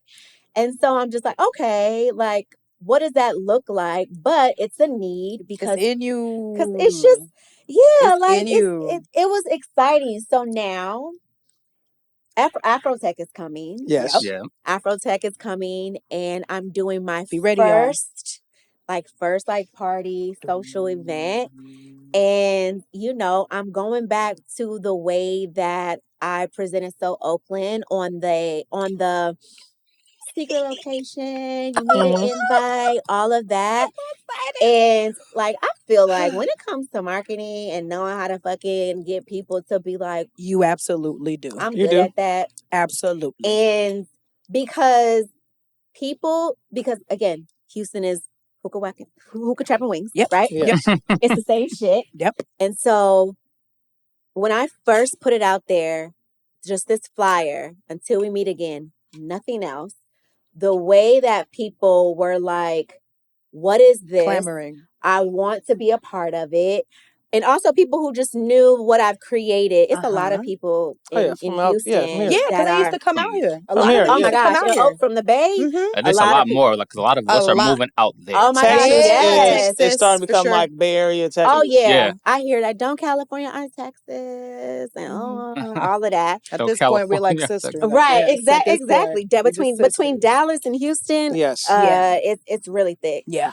So I just thought it was time. Like, it was just one of them things where I was just like, I think it's time. Like, I think it's time for me to introduce myself for real out there. And also what I'm doing is, like I said, like, it's not a woman dominated industry. And then also seeing other promoters reach out to me and want to collab or want to be a part and not feeling like, who is this? Like, da-da-da. So that's exciting. And it's a confirmation that, like, I don't even care if, like, it's the amount of people that I would like to come don't show up. What I pay attention to is, like, it's not easy creating something in another city and getting anybody to fuck with you. You know? And so accurate. The way that I'm doing it is I really love Posh. I don't know if you guys use Posh. Hey, I've heard about it. I really love Posh. Yes, and so I the do. difference between why I love Posh is they have it where you can do an approval. So basically, like, my event is a secret location. I teamed up with this guy who has a members only space. And my whole thing is, like, I don't like clubs, but I still want to enjoy myself, right? Yeah. I still want to be on You want some to be a vibe shit, still. you know. You like to curate the people who are there? Yeah, because you want to curate an experience. Absolutely. Still, for so sure. the space is smaller. It almost looks like a house, right? It almost looks like a house. And basically, like, I just gave people a glimpse of when I did a short video, I just gave people a glimpse of, like, the rooftop, and you can see the skyline of Houston. And so I was like, and then also I made it to where it's 30 plus or 35 plus to get in. Like, that's it. Like, this is a space. I'm sorry if you're 29. Man. I love it. I'm sorry. I'm included in this now. Like, Little ageism in there? Huh? Little ageism in there? Yeah. little reverse ageism. Keep them luchador outfits out of this party. Absolutely. Yes, I'm a part of the grown and sexy crowd. Absolutely, because I feel I love like it. it's just a certain way that we want to kick it. Yeah. You know, and certain shit we don't want to so deal with. That has been appealing because people want a grown space where we could just kick it, and it's not about bottle service. You could get a table, but that's not about what that. It's not about that. Man, that shit really killed the club experience. It did. Like, it's the reason. Man, it's the main. It's not the same. It is not like so. Everybody's just in their little section with their bottles. Man. Now they got the light. Phone up, man. You already know fuck going on. You already know what it is. So I work in the service industry. And so when I saw the bottle, they're like, "Can we get a sign?" We don't have those here. Like. You ordered bottles. It's all about the show. I brought you alcohol. It's all the about the show. Performance, y'all. It's not for them. It's for the other people in the club. We need to bring back people buying out the bar. Yeah. Like, that's the real flex. Nobody does that anymore. So now the way that clubs are created, they don't even care about creating a dance floor. No, like no. It's not even. It's not. It's no more dance floors. I'm gonna tell you, this space that we're in right now was like one of the first times. Was like 3 or 4 weeks ago. It was the after party to the all white party. Mm-hmm. Older people that age, they actually came here and danced. They actually came here and danced. Yeah, fucked it up. Yeah, and probably had a ball. I feel like gay people, we dance. Probably had a ball. Oh yeah, Chicago, certain places we get like I don't care. We're not supposed to lead a venue the same way we came in. I'm gonna get a 2-step in. I'm gonna get a. I remember. I'm starting line dances. I'm that bitch. I remember going to this event with my friend in Houston, and her and I, we were the only ones dancing.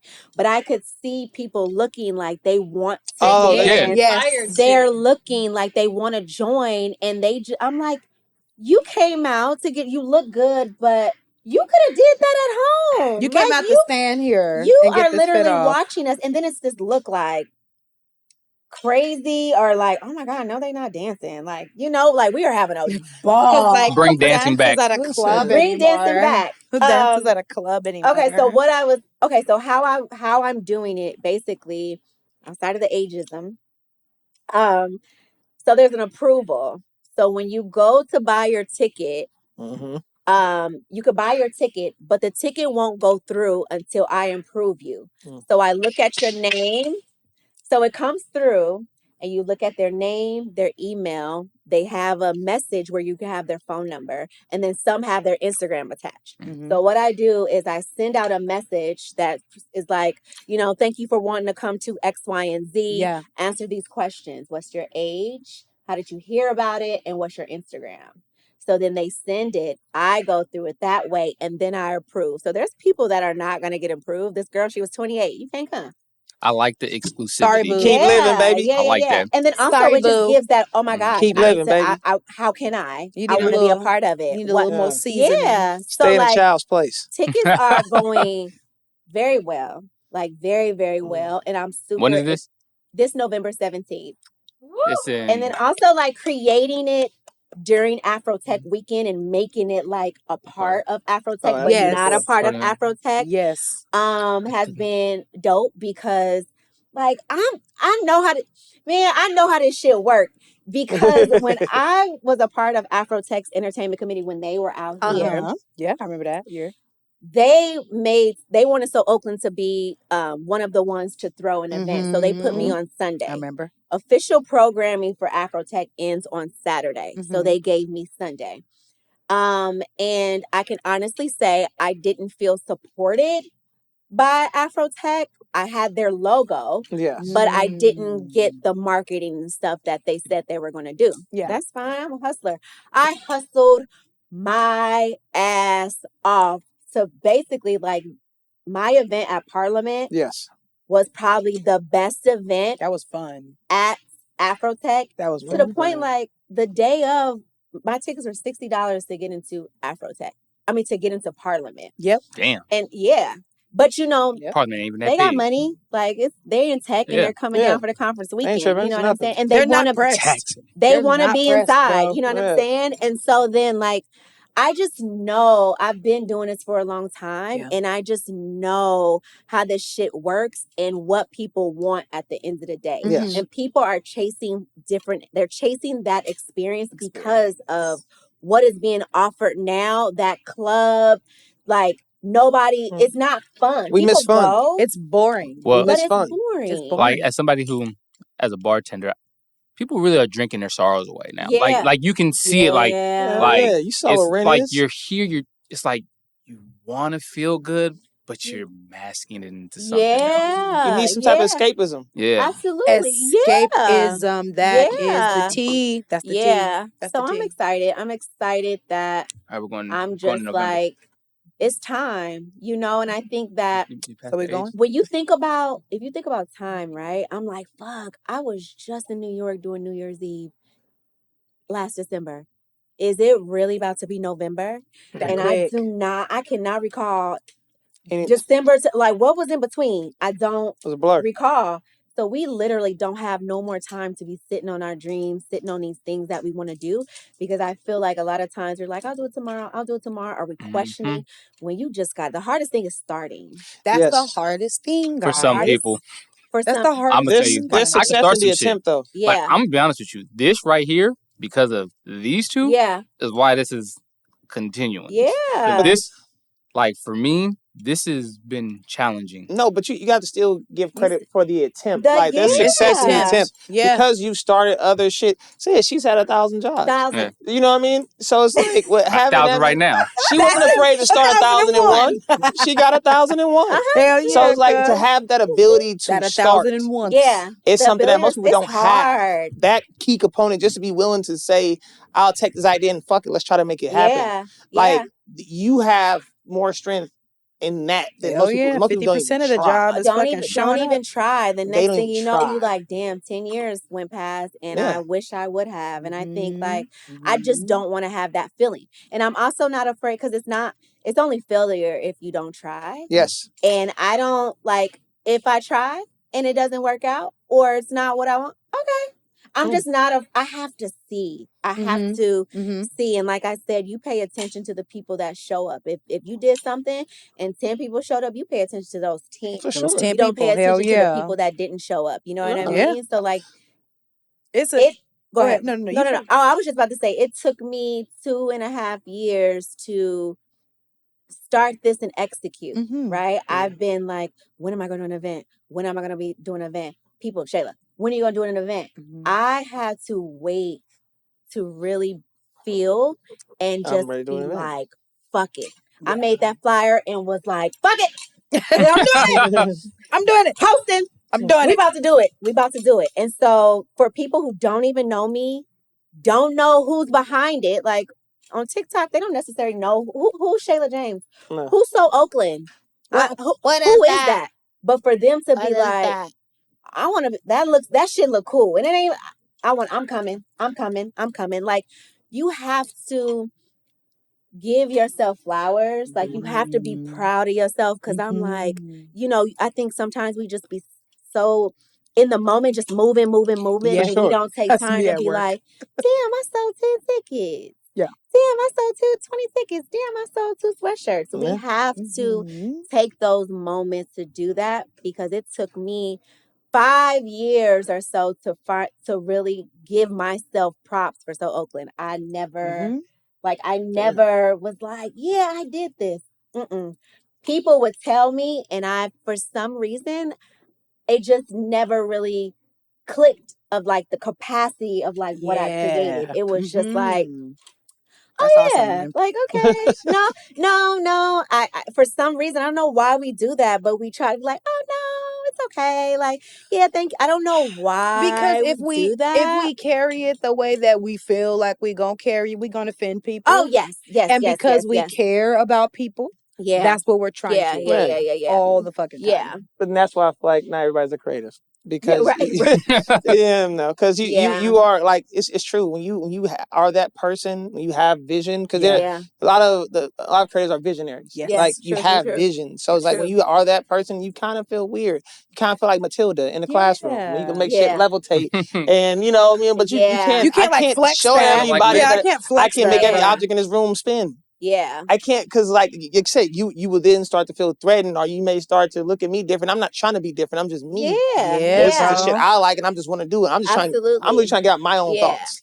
It's a phrase you used to say, and I'm gonna bring it up because this man is fire. You used to tell me that you miss 100% of the shots that you don't take. Yeah, for sure. Yeah, but if you try, that even if you miss, yeah, the fact is you still fucking try. You try. There's a lot of people that just don't. You try at all. I got it from shout out my boy Andy too. He's a great photographer and videographer from the Bay, lives in New York.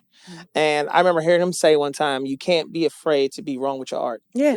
You cannot be afraid to be wrong. No. You know, and I think we lose track of that. Like even if you try something or you create something and it doesn't work, that just means that it still got you into another place. Because one, you cured that curiosity. Like I did that thing I had an idea. It's not gonna be like a little voice in the back of your mind. I got it out. Because sometimes I know for me personally, I just want to feel like I'm not crazy sometimes. Like when I have certain thoughts in my brain or certain visions in my I just want to feel like I'm not crazy. This is good. Yeah. This is a dope thing. Yes. I'm not, and so you have to go for that. Just for your own sanity, just know like I tried it didn't work out, but at least I know. Yep. It's just a redirection, right? Yes. It's a redirection. It's you knowing, okay, this side, this route didn't work. Yeah. Let me reroute. Let me try something else. Because I see the destination. I see where I'm trying to go. If I can't get to it here this way, okay, that's cool. There's another way. Yeah. Because I mean, shit.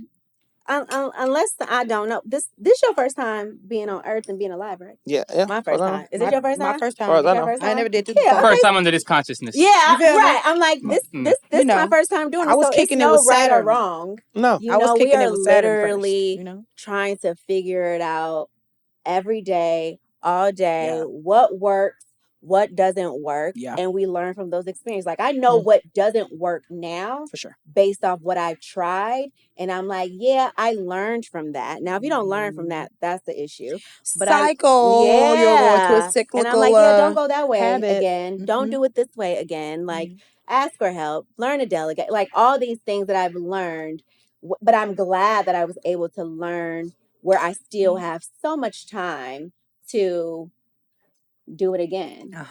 And being able to be on this podcast and tell people what I did wrong and or what I tried and didn't work, and don't be afraid to do this because I did this, and I'm and I think a lot of like that's how we are able to keep things going, because the next person that starts something like So Oakland, they'll you pay it forward. They'll look at my story like, okay, well, Shayla said, I'm inspired to create something for my community, so let me do it this way because she said X, Y, and Z. Because we can't just I'm gonna take those gems to the grave and not share them. I can't march to the beat of my own drum. Yes, you can. You totally can. Please do. So out of everything you've done, like at this point, because of course you still have endeavors and projects that you're gonna be contributing to. What are you most proud of, like at this season? Okay, there's nothing in like one particular thing that I'm proud of. I'm proud that I didn't give up. That's what I'm proud of. So it's trusting yourself. Yeah, so trusting myself. Yeah, like for me to still be excited about keep going when I feel like so many things were thrown my way that could have made me be like, you had a whole bunch of reasons to be like, I'm done, and said, but I'm not. We have to give ourselves props because, when you are outside and you see somebody walking down the street talking to themselves, I haven't lost my mind.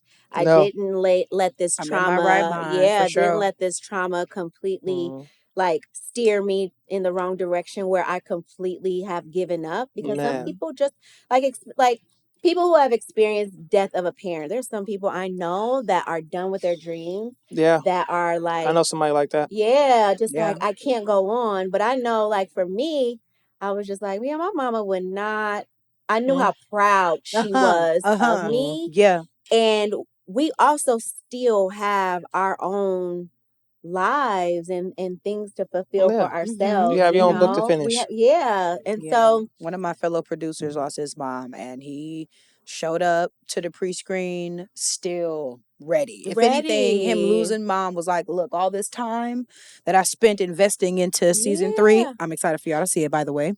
All of the time that he spent with us prepping season 3, whether it was on set, whether it was him directing an episode, whether it was him interacting with staff members, as hard as it was for him to lose his mom, it allowed for him to be like, you know what? It makes me proud that I was, even though if I was spending time away from her, you know, even though I was spending time away from her, I was being productive. I was doing something creative. So now that, she's gone, like me not spending that time with her in those last like couple months, it still meant something. There was something beautiful that came from it. So shout out to you. You know who I'm talking about. I love you, bro. Shout out to him. I love you, bro. I think, it's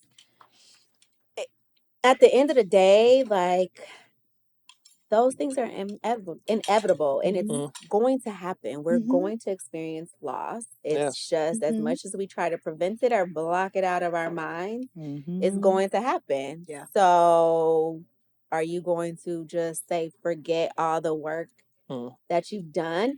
It's important to give yourself the space to grieve. Yes. It's okay. Yes. Because, it is. And we need that. It's healthy. Yeah. But to be able to pick up yourself and keep going and get your work done, it needs to be applauded. Like, you know what I mean? It's not easy. So, like,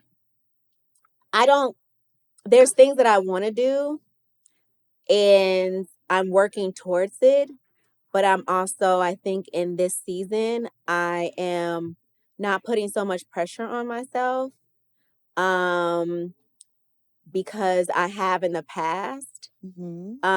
And, also now I think that where I am is, I've known this, but I'm like, this is who I am. This is what I'm good at. This is what I'm dope at. Okay, let me step out. Like I reached out to this girl the other day because like when I was telling you, my friend was just like, you need to step into like finding, like I have a lot of resources too. I have a lot of resources that could put me in rooms that I've never taken advantage of. Yeah.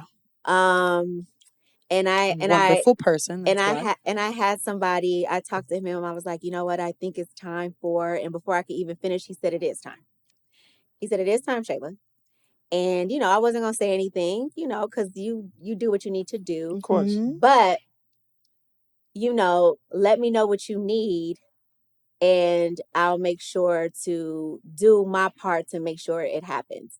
So he was like, I want you to talk to so-and-so and I'm going to introduce you. And I was like, okay. But I was like, I introduced myself. I was like, not like that, so, but, I introduced myself to this one particular person. And I was like, I'm a friend of a friend and he wants to connect us. And he was just like, you and I should have been connected. But I just think it would be better for me to introduce myself and for us to have a moment to build talk that because rapport separately. This is what I feel like I can do for your clients and I'm ready. And she was like, let's meet, like let's talk. Like I would love to, you know what I mean? So I think like I'm so excited, girl. I just think that you start to realize that like what are you afraid, like what are you afraid of? Yeah, what's holding you back? Like what's holding you back, right? And even also when I was talking about benefits, right? I'm also like I've been a hustler and an entrepreneur for so long, and as I got older, and as you get older, you just things change. Yeah, like you value different shit. I don't want to be up all day, all night. Entrepreneurship, like you're literally hustling for your too. survival. Yeah, right? it's nonstop, y'all. And especially like I'm single, I don't have kids, and so I'm taking care of myself. And I had to get to the point where I was just like, bitch, you need a job. You need a job, right? But do I feel like, and also understanding that at the end of the day, like I'm an entrepreneur and I'm a boss, and it doesn't take away from that, right? And I think for so long I was afraid to work a 9 to 5 because I feel like it wouldn't give me enough time. But then you're also like, fuck, I need to pay my bills. I have this, I have that, and you need benefits. Oh yes, and I tell entrepreneurs like, chase your dreams, but motherfucker, you need medical and you need dental. You need medical and you need dental, bro. Real quick, because I just came back. Are you talking about having a job and being creative? Yeah. 9 to 5?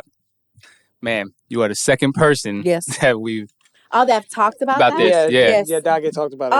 Oh, you really? need a job. Yes, you need a job, because Doc too. Like we used to be on the same where it was like creative, like chase that, and fucking 9 to 5, and let's just hustle. Yeah. But of course, he has a family now, and real life kicks in. And then even after going through cancer, and I had to just so much that I had to pay for, and you realize like, well, like regardless if I'm in remission, I have to get CT scans every 3 months. I have to still get infusions. So still maintenance. Still maintenance. Yeah, because I'm still at very high risk, right? And so, like you realize that shit is like, okay, how many t-shirts I gotta make to fucking pay for this Hello. Okay, you know what I mean? And it doesn't take away, I think sometimes as creatives that you feel like it takes away from like your artistry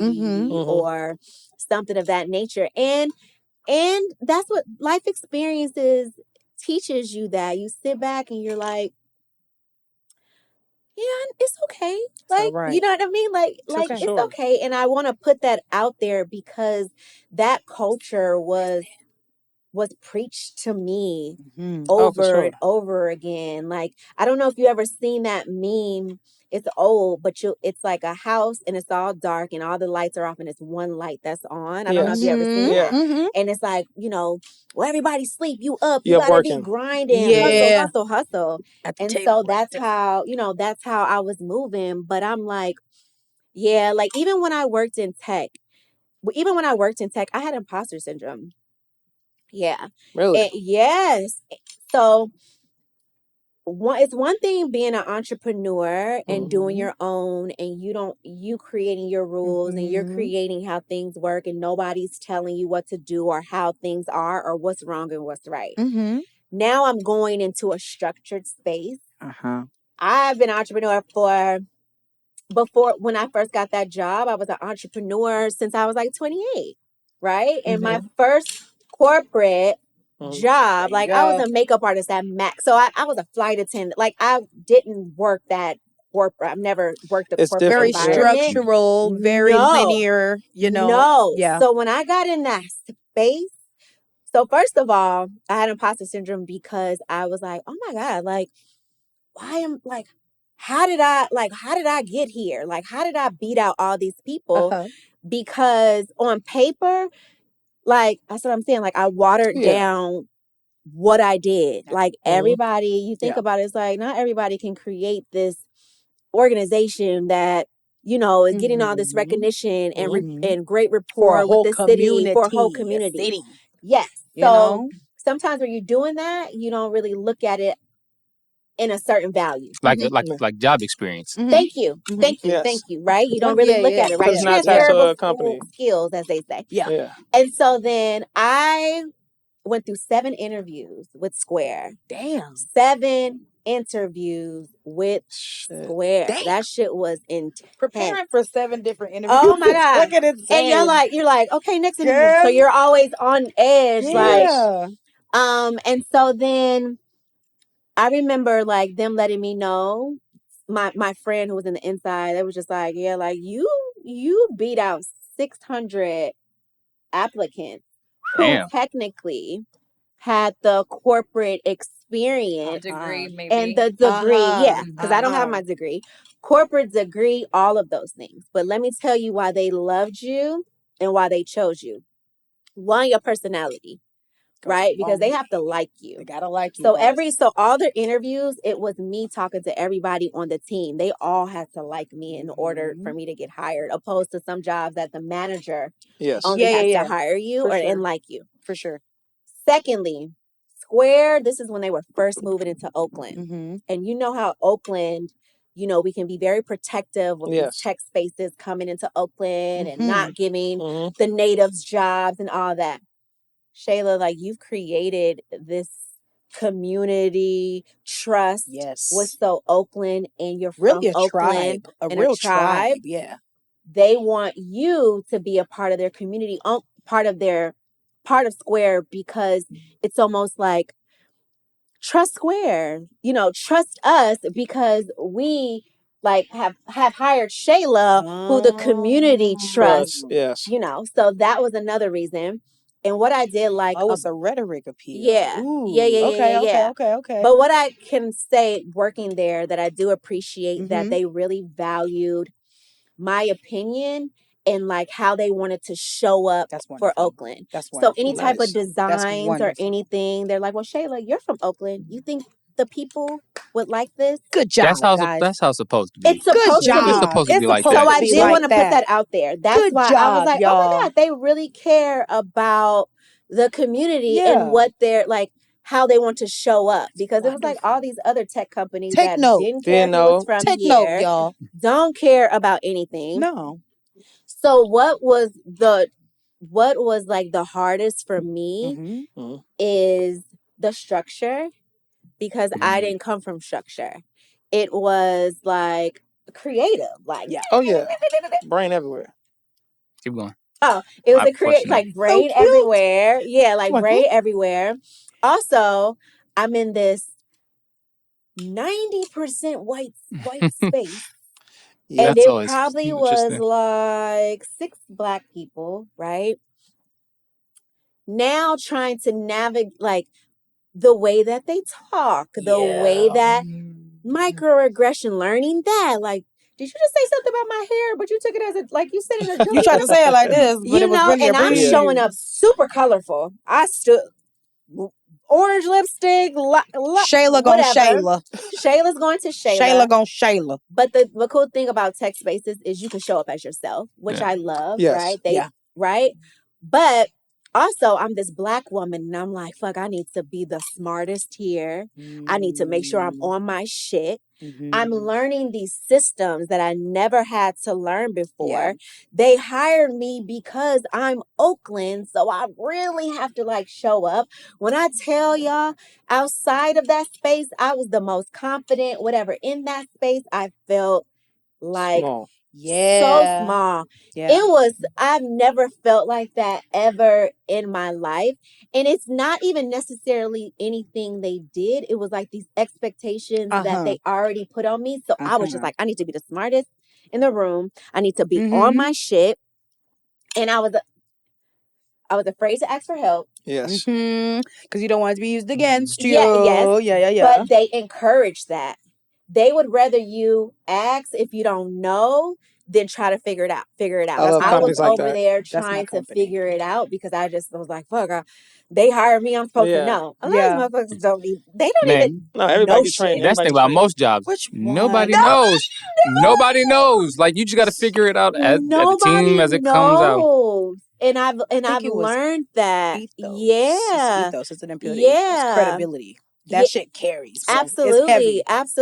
Yeah. And so then I found myself like not performing my best, or if I fuck up, then it's just like fucking everything up. It hit harder. It hit hard. And I can't believe like I don't know that, when I could have easily asked my coworker, because I had these 2 cool ass coworkers and they were just like, these 2 white girls, they were hella cool, like, what you need? Like, we got you, girl. Like, good job, guys.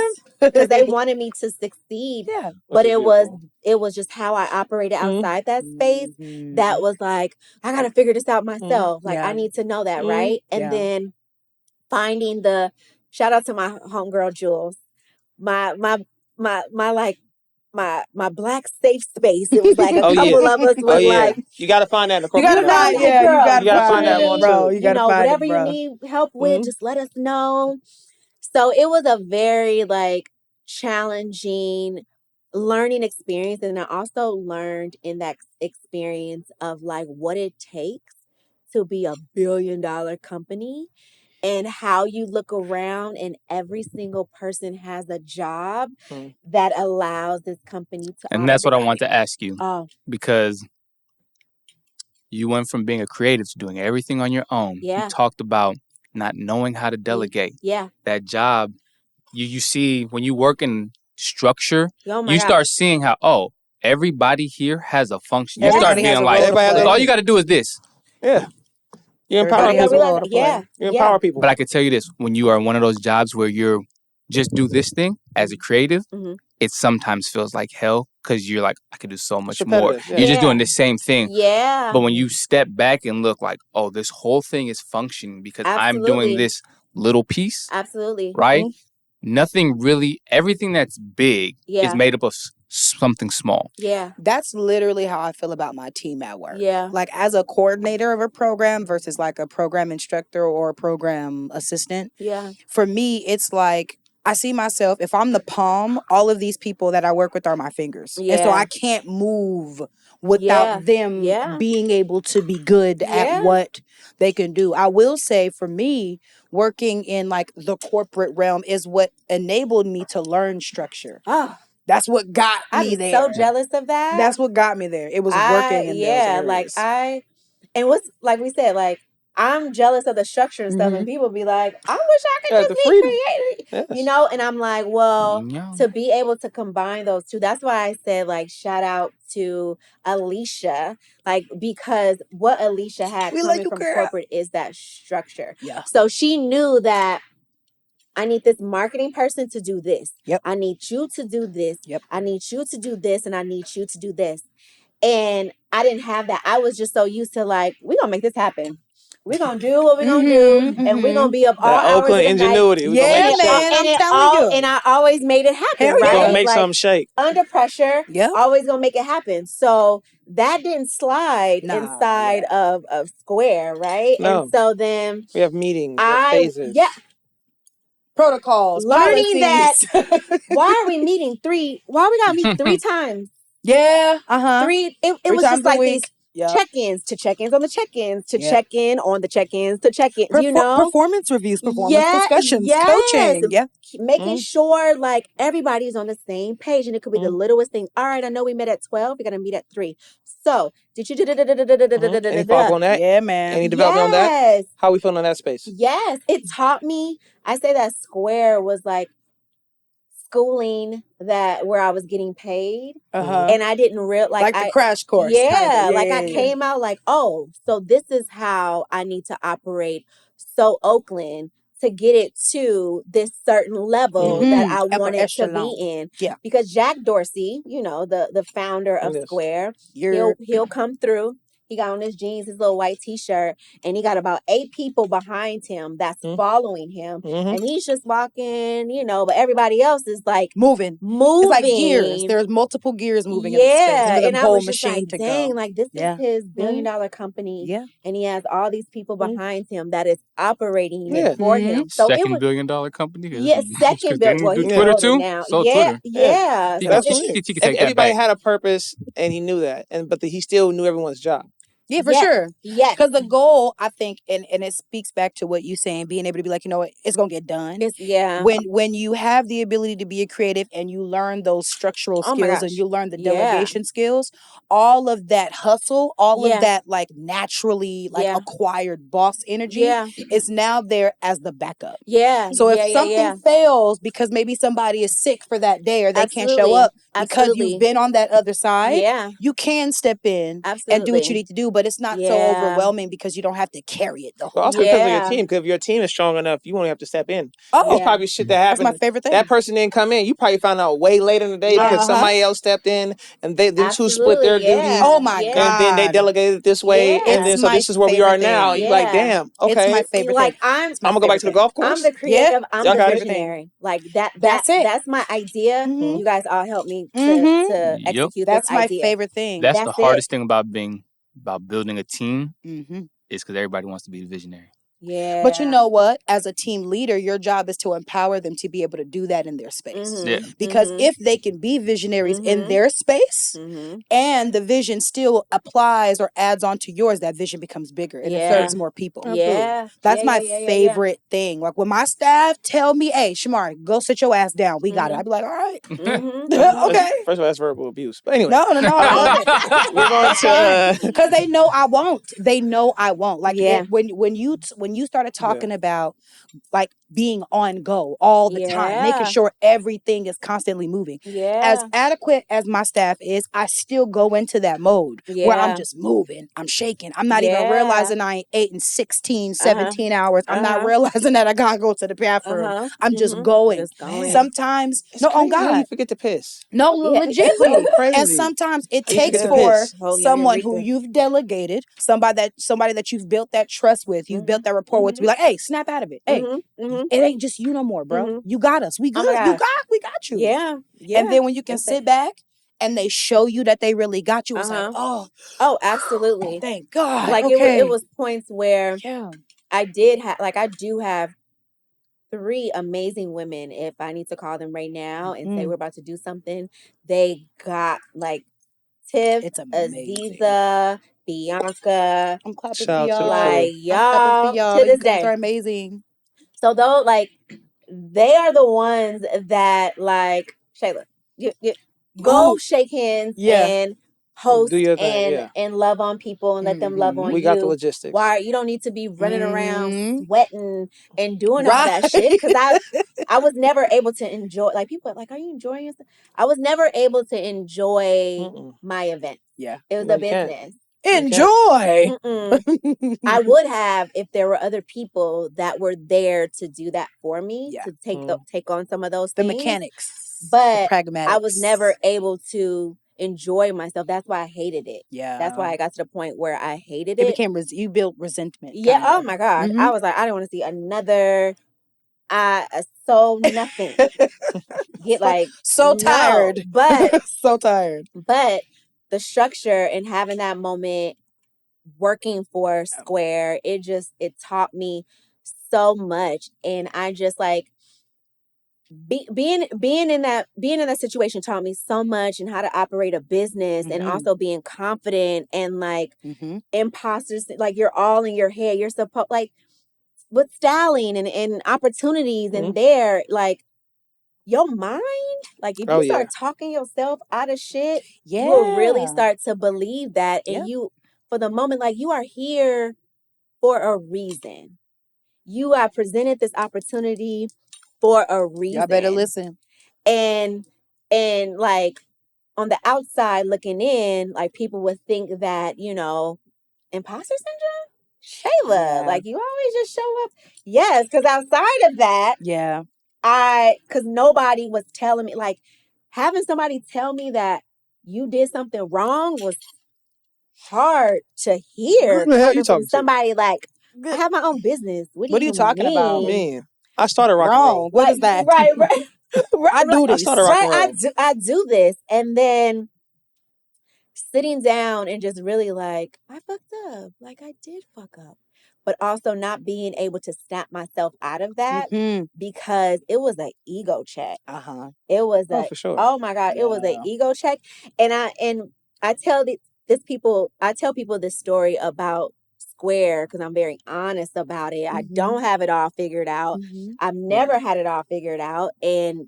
And hoping that hearing what I'm saying from my story with So Oakland, ask for help. Don't be afraid to get a 9 to 5. Don't be afraid to learn those skills that you could implement into your own business. Because a lot of us, like I said, grassroots, you're just doing something you love. I never thought So Oakland was like I thought we was gonna be in the backyard forever, and Kicking it was just it. gonna You stay feel back. me? Bring a bottle. You You feel know what I me? mean? I just wanted us to have a good time, and then it would start being like, wait, like, oh my God, okay, I gotta move like this.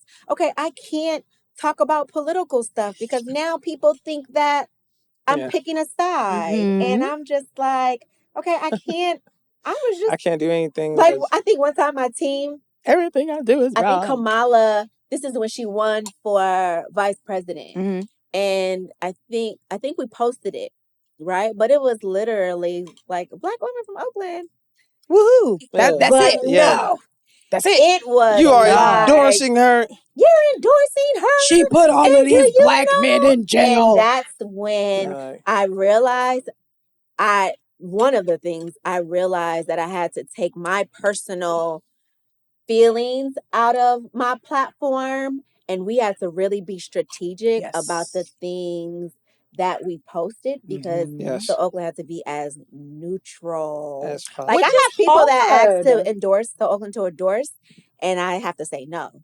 I said, now me, Shayla, like, I'll post something on my personal, right? But I can't. No, my there's brand me, and then there's my brand. Yeah, like I can't. Yeah. I can't do that because of the power. Yes, it has now. Yes, like I have to be very strategic, and even like having to take a break from that because I was just like, this is becoming the monster that I wasn't ready for. No, I asked for this. I didn't ask. I didn't sign up for it. No. Okay, this was not a part of the curriculum. No. Your intentions are now not seen anymore. Now people have taken what you've done and created its own story and narrative that you never had a piece in writing. Like, I never wanted to be this person. I want to do this. Yeah. That was it. I want to do that. That's my own inspiration. And impact. Yeah. And then now it's been thrust into this space that I never intended for it to be. Yeah. You know, and I'm still at the origin of what I wanted to be. Which means it still has to fucking fall on me. Meanwhile, this was never the route. This was I didn't create this was narrative. never the this vision, was nothing bro. I did. Yeah, for sure. You put my brand in that space. Yeah. I didn't. Yeah. But now I'm responsible to take it out of that space. Yeah. That's why, like,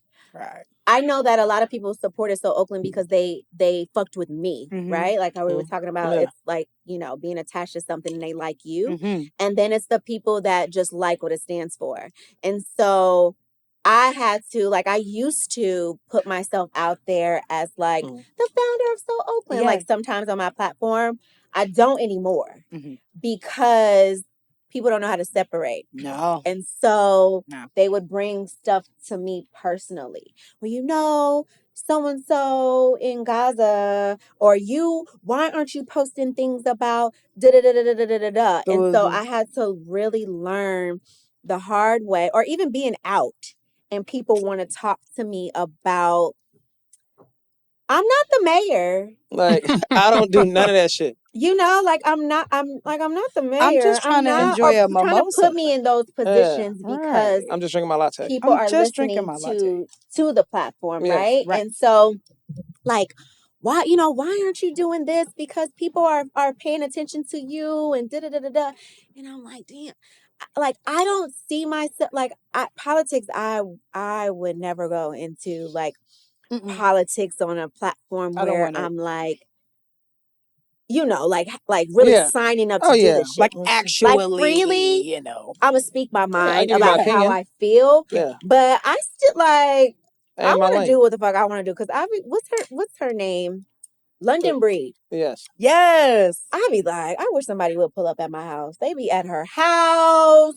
Girl. Like doing all type of shit. Putting picket signs on her grass and shit. Yeah. Like it's at this point, like, y'all, I feel like you guys, and I'm speaking to the people that, you know, if the shoe fit, wear it, lace it up. Okay, it's fine.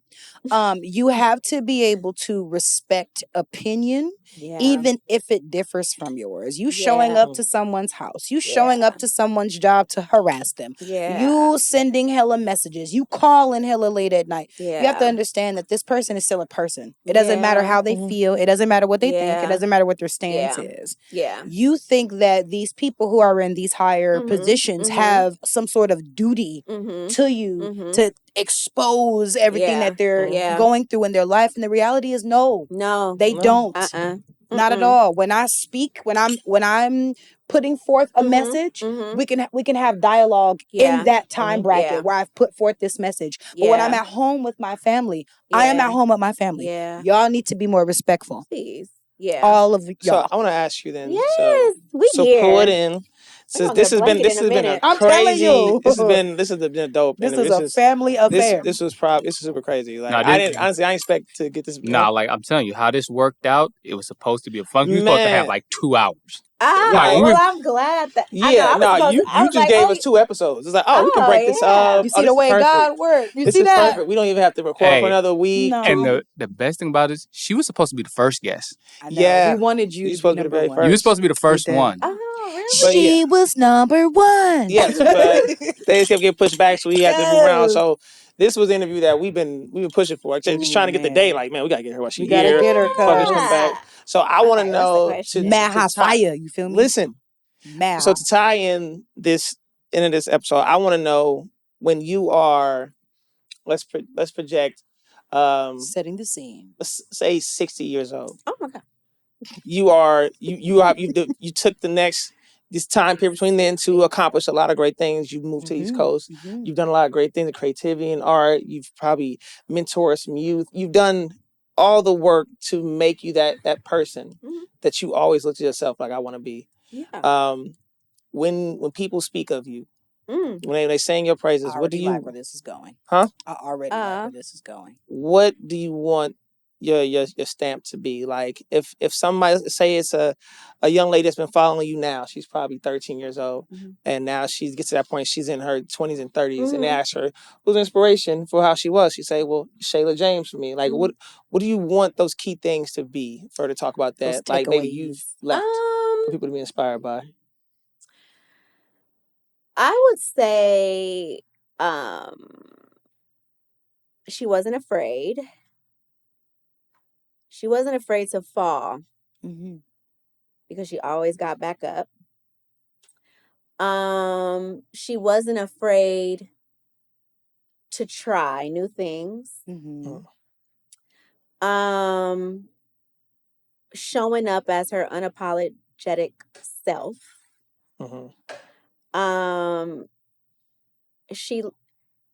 She loved where she was from, but she didn't allow it to keep her there. She didn't become a prisoner. No. Yeah. She really lived life. Like when people look at me, I want them to because there are people that are like, you're always traveling and you're always doing this and you're always doing that. And she wasn't afraid to go see for herself, try for herself, do for herself. She didn't allow age to hold her back, to stop her from pursuing her things. What else? Because I would think of it as like, the reason I said 60 is like, you're not dead. You hear it, to hear this young lady talk about you, like, this is why she inspired you. Yeah, she was fly. Yeah, like, what do you, like, I was thinking, because I think, I'm checking them off. I'm like fearless, unapologetic, motivated. Yeah. You know, I'm just checking off the box she's saying. Yeah. Because it's amazing. Like, I think about transparent, that. Like, you know, like definitely. I'm not going to paint this picture that it has just been okay, and I knew what the fuck I was doing, and I had I had this book that was given, like, no, I was trying everything along the way, and now, like I said, like taking my mistakes and learning from them. And also, like, my whole thing is like, if people ask me a question about something, I'm going to keep it 100. Like, girl, don't do that. Or ask questions. Yes. Or, get you somebody that knows X, Y, and Z when it comes to business. Or, take care of yourself. Don't like, the hustle culture is, fuck that. It's a lie. It's a lie. Don't do shit to the point where you get to the point where you're starting to hate your passions. Please give yourself a break. Yes. do things because you want to do it. Don't allow others to dictate how you should move through your life, how you should do your business, how you should do anything. And I can say that I love myself in that aspect where I just really do what the fuck I want to do. And how I want to do them. Yeah. Okay, so last question before we get out of here. It's been burning a hole. It is.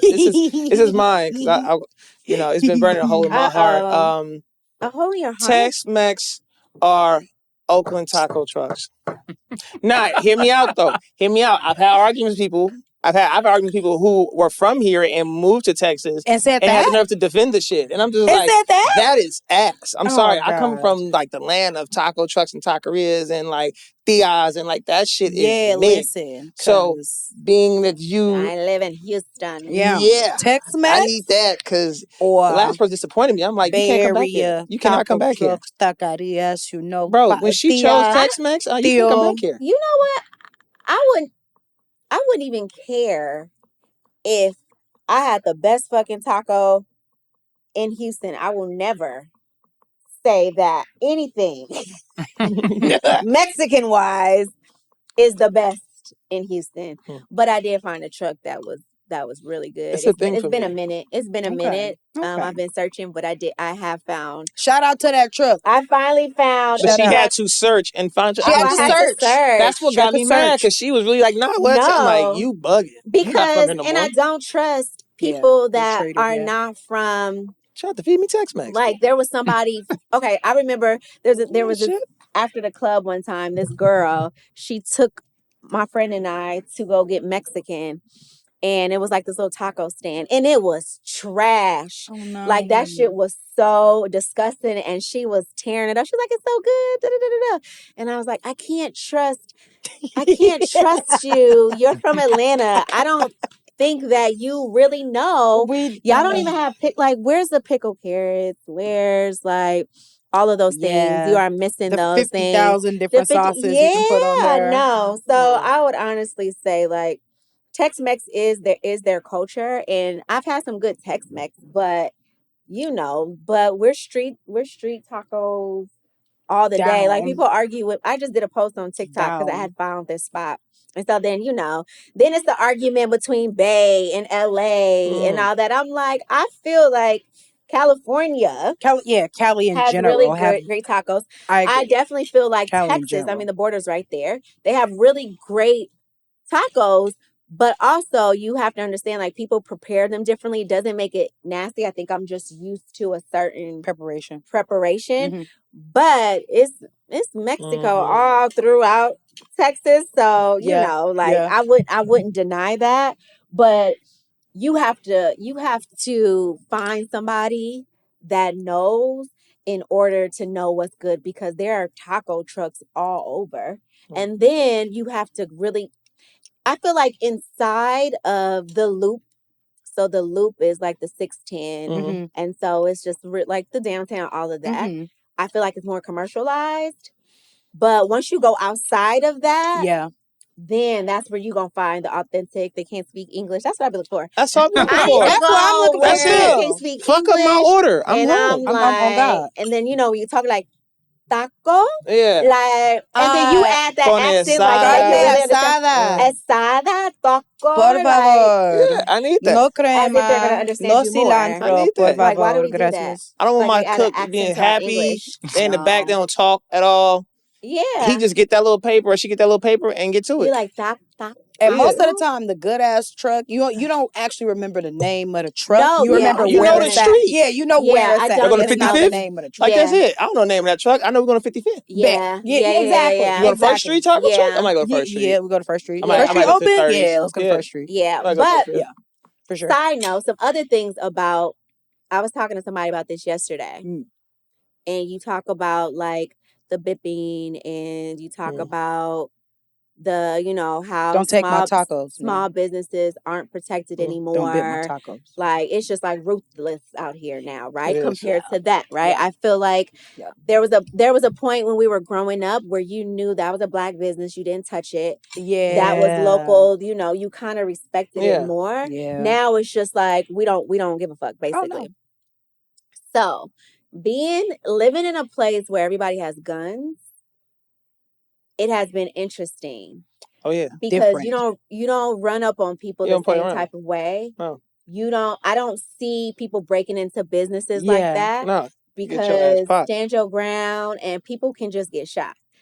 So I'm like, I think about California laws and guns. I'm like, dang, I wonder if it would be different if our gun laws were different. Oh yes. Because I don't feel like, I mean, we know it's not the guns, it's the people. It's the people. But you can't play with nobody if it's that legal out there. You can't, you know what I mean? It can go down the street, like they just walk around with their guns on their hip. Yeah, everybody has a gun in their car.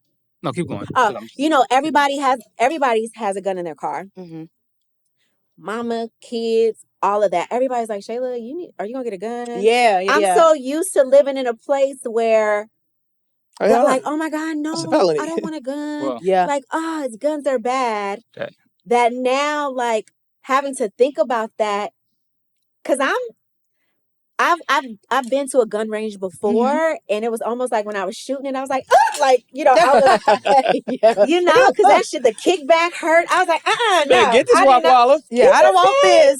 I don't want to do this. I don't want it. I don't want this. But you think about like the way shit is now, and as a woman and a single woman, and being like, I'm like, damn, I probably need one. But I just never had to think about that. But you living in a place where everybody has a gun and you don't roll up. Even how they have the snatch and grabs in like the luxury stores. I wish you would. You not doing that shit out there. For real. Man. You are for not. real. Demolition of the of the Black Panther Party. That's what fucked up. That's what they used to do. They used to police the cops. So that they took our guns. Like, this is a prime example of why we actually need to have guns. Because criminals have guns. And it wasn't just policing, it was moderation as well. Mediation too, making sure that the babies got to and from school, healthy, making sure that protecting they kind of robbed your us of shit. So that has been, shout out to the Black Panthers. Oh, they has robbed been us of the ability just to really protect living our shit. there in easily. I think that's an easy statement for sure. With the guns. I mean, also there's other laws that I just be like, ooh, and you try not to think about it. Texas is a red state, yes. Yeah, Texas, good old boys. So Texas is a red state, but it's almost like Houston is blue. Oh, for sure. So it's like purple. No, she said Houston. It's really like Houston that. And Austin is blue. Yeah, like Houston and Austin is blue. For sure. But everywhere else is red. So, like, but you the difference between, I feel like the difference between California, the difference between the Bay is like there's this silent, like, racism, right? Yes. They're not bold there enough. Is very loud, right? You gonna know who don't like you because their whole house is covered in blue and red, and there is like they trump their whole house, their whole cars, the shit the pickup trucks with the Confederate flag painted and shit. I saw a lot of that in the airport this last week. I've seen a lot of those hats. I was like, they don't like your kind. But I feel better when I know. I know. Okay, cool. Yeah, the microaggressive type and the covert condescending type. That's the shit that pisses me off. Because if I call you out on it, you can fucking hide behind it. Absolutely. What are you talking about? I didn't mean it like that. You're just being sensitive. Absolutely. Out there, it's like you called me. What you doing, boy? Yeah. Oh. Yeah. Okay. It's so you kind of know. Play here. Like I'll leave outside of Houston. Okay, I was driving to Baton Rouge, so it's 4 hours away. So you start driving, and then you get outside of Houston, you get outside of Pasadena, you get out, and then you start to reach Beaumont, and it's just like nothing. So you start to see the huge, like, people spend their own money to buy these big ass signs that say "Make America Great Again," Trump, this is Trump land, You see Confederate flags. So that is just like, foot on the gas. Let me go. Let me just right on the lap. Let me just get to that. With the extender. Go straight, bro. Just straight. So that we ain't getting no gas right here. Nah. Yeah. So it was just kind of like a reminder of just like, oh shit. But we know we can't be naive and think that shit is not in the Bay. Oh, for sure. You go into Central Valley, you start driving a little bit outside. Not even shit. Man, Drive to LA. It's in the Bay. It's in the Bay. It's there. too much money here. It's there for it to not be here. Yeah. Kanye told y'all, even if you in the Benz, you still a nigga in the coupe. Yeah. I hear no lie in that statement. Yeah. So anyway, tell him. We're going to wrap up here because we're going to keep talking to you forever. Yeah, that's how we do. I'm so proud. That's how we do. Can I just say that? Like, I am extremely proud of you guys, and what you guys started. And just, stay consistent because you guys have something good. And I know it's not the easiest to get it done and staying on schedule and all that, but it's needed, especially when it comes to getting... Like, the Bay has some really dope people out here and being able to tell their stories. And I think one thing about the people from the Bay in Oakland, and there's an authenticness to us, and we just gonna keep it 100. We're gonna keep it a bean 15, and we baby. Can't help it. We're gonna keep it a bean. And yeah, I'm proud of y'all. Thank you.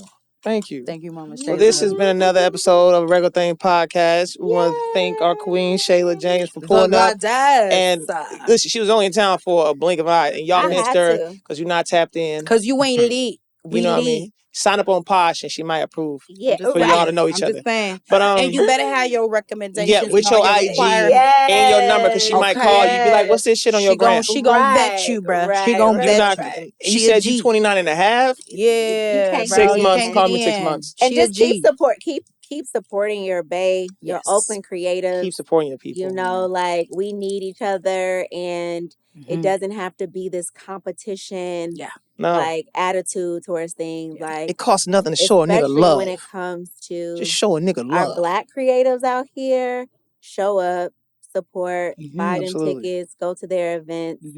Buy that merch. We are the only ones that... Get your ass in line and stop calling my phone. We are the only ones that can keep the culture going. Don't ask me to call nobody. Don't complain about them prices, them tickets. Pay or take your ass home. Yeah. Because you don't have to be here. And there could be more than one. Yes. There can be more than one. Everybody We are not mutually exclusive, bro. And everybody has their own way of doing things. Yeah. So it could be more than one podcast. It could be more than one event. It could be more than one party. It can be more. More. Sorry, I know he's about to end. More. But like... More. Okay. When there's a party out here, and it gets to the point I feel like people feel like they have to choose like who to support. For sure.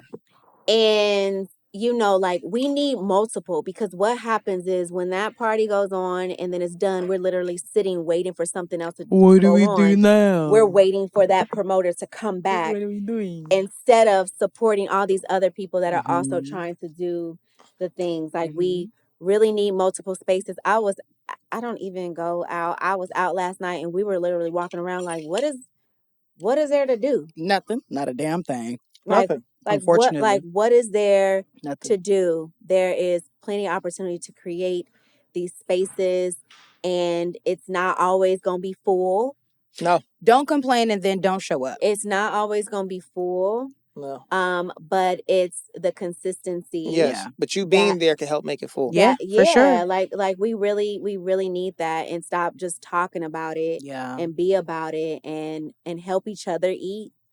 That's so important. And also, something that I want to put out there is that respect each other's creativity and what you're creating, and don't step on each other's toes. And what I feel like, what I've done, and what I feel like some people have done to me, is if there's some shit going on and that, like, I've had people reach out like, yeah, I'm not going to do this on this day because you're doing this. Yeah. So I don't want it to clash. So I'm not going to do my thing on this day. And I've done the same thing to them. Like, certain dates I wouldn't pick. For sure. Because I don't want people to have to feel I want you to win. We can all win. You know what I mean? Yeah. And so I just think that there needs to be a level of respect for each other because it's not a lot of us that are doing things. And like we just need to respect each other's hustle and creativity and what we're rally trying to and do. respect. And it is what it is. Just stop hating on each other. Stop being. You can be more than one. You can be more than it's one. More than There's one. more than one DJ. Hey. That's why variety I is hate sexy. I hate when Variety like is these sexy. Bay Area lists when they start creating these Bay Area lists. Who's the best? Who's the this? And then it just get them comments like it's cool if you didn't put me on. It's cool. Like those are opinions. Doesn't take away your greatness. It doesn't matter. It doesn't quantify and it doesn't matter. It doesn't matter, bro. It doesn't matter whatsoever. But somebody's opinion versus the actual tangible evidence and proof that you see of somebody being lucrative. Like, bro, it don't matter. It don't matter, up y'all. For Mari Mar, reckless what? Reckless behavior. Yes, support your creatives. Hey, season 3. Okay, listen, Michaela our pre-screen is Issa in the making. We sold the fuck out of our pre-screen. Every ticket was sold, and the audience response that we got to the preview that we showed. We need it. Season 3 is finna knock y'all on y'all ass. Yes. You know what I mean? So it's y'all be Tubi, ready. Right? It's Absolutely. Tubi, YouTube. Yeah. We outside. We trying to get a few more streaming services, but I ain't gonna say nothing because you know. It's gonna happen. It's gonna happen. You feel me? Well, listen, there's only, like I said, it could be plenty, but there's only one Shayla James, a.k.a. Octavia from YouTube, if you knew her back in that time. You know. You petty. You petty, bro. Oh, not them YouTube videos. Listen, I had a great time deep diving on those. He is petty. Thank you. But yes, thank y'all for tuning in, man. We can't wait to see y'all next episode. Pay attention to keep these gems, man. Stay tuned in with us, man. Darling, once again, Kodak behind the lenses. Shea Butter God himself. Shout out to the Shea Butter Goddess. Shea Butter Missing Shea Butter in the house. You know, showing up, giving us some gems, you know what I mean? And little sis Mari. Mari, y'all know. Y'all know what's good, man. Yeah. We'll see y'all on the next one. Because it's art, darling. Peace and ease.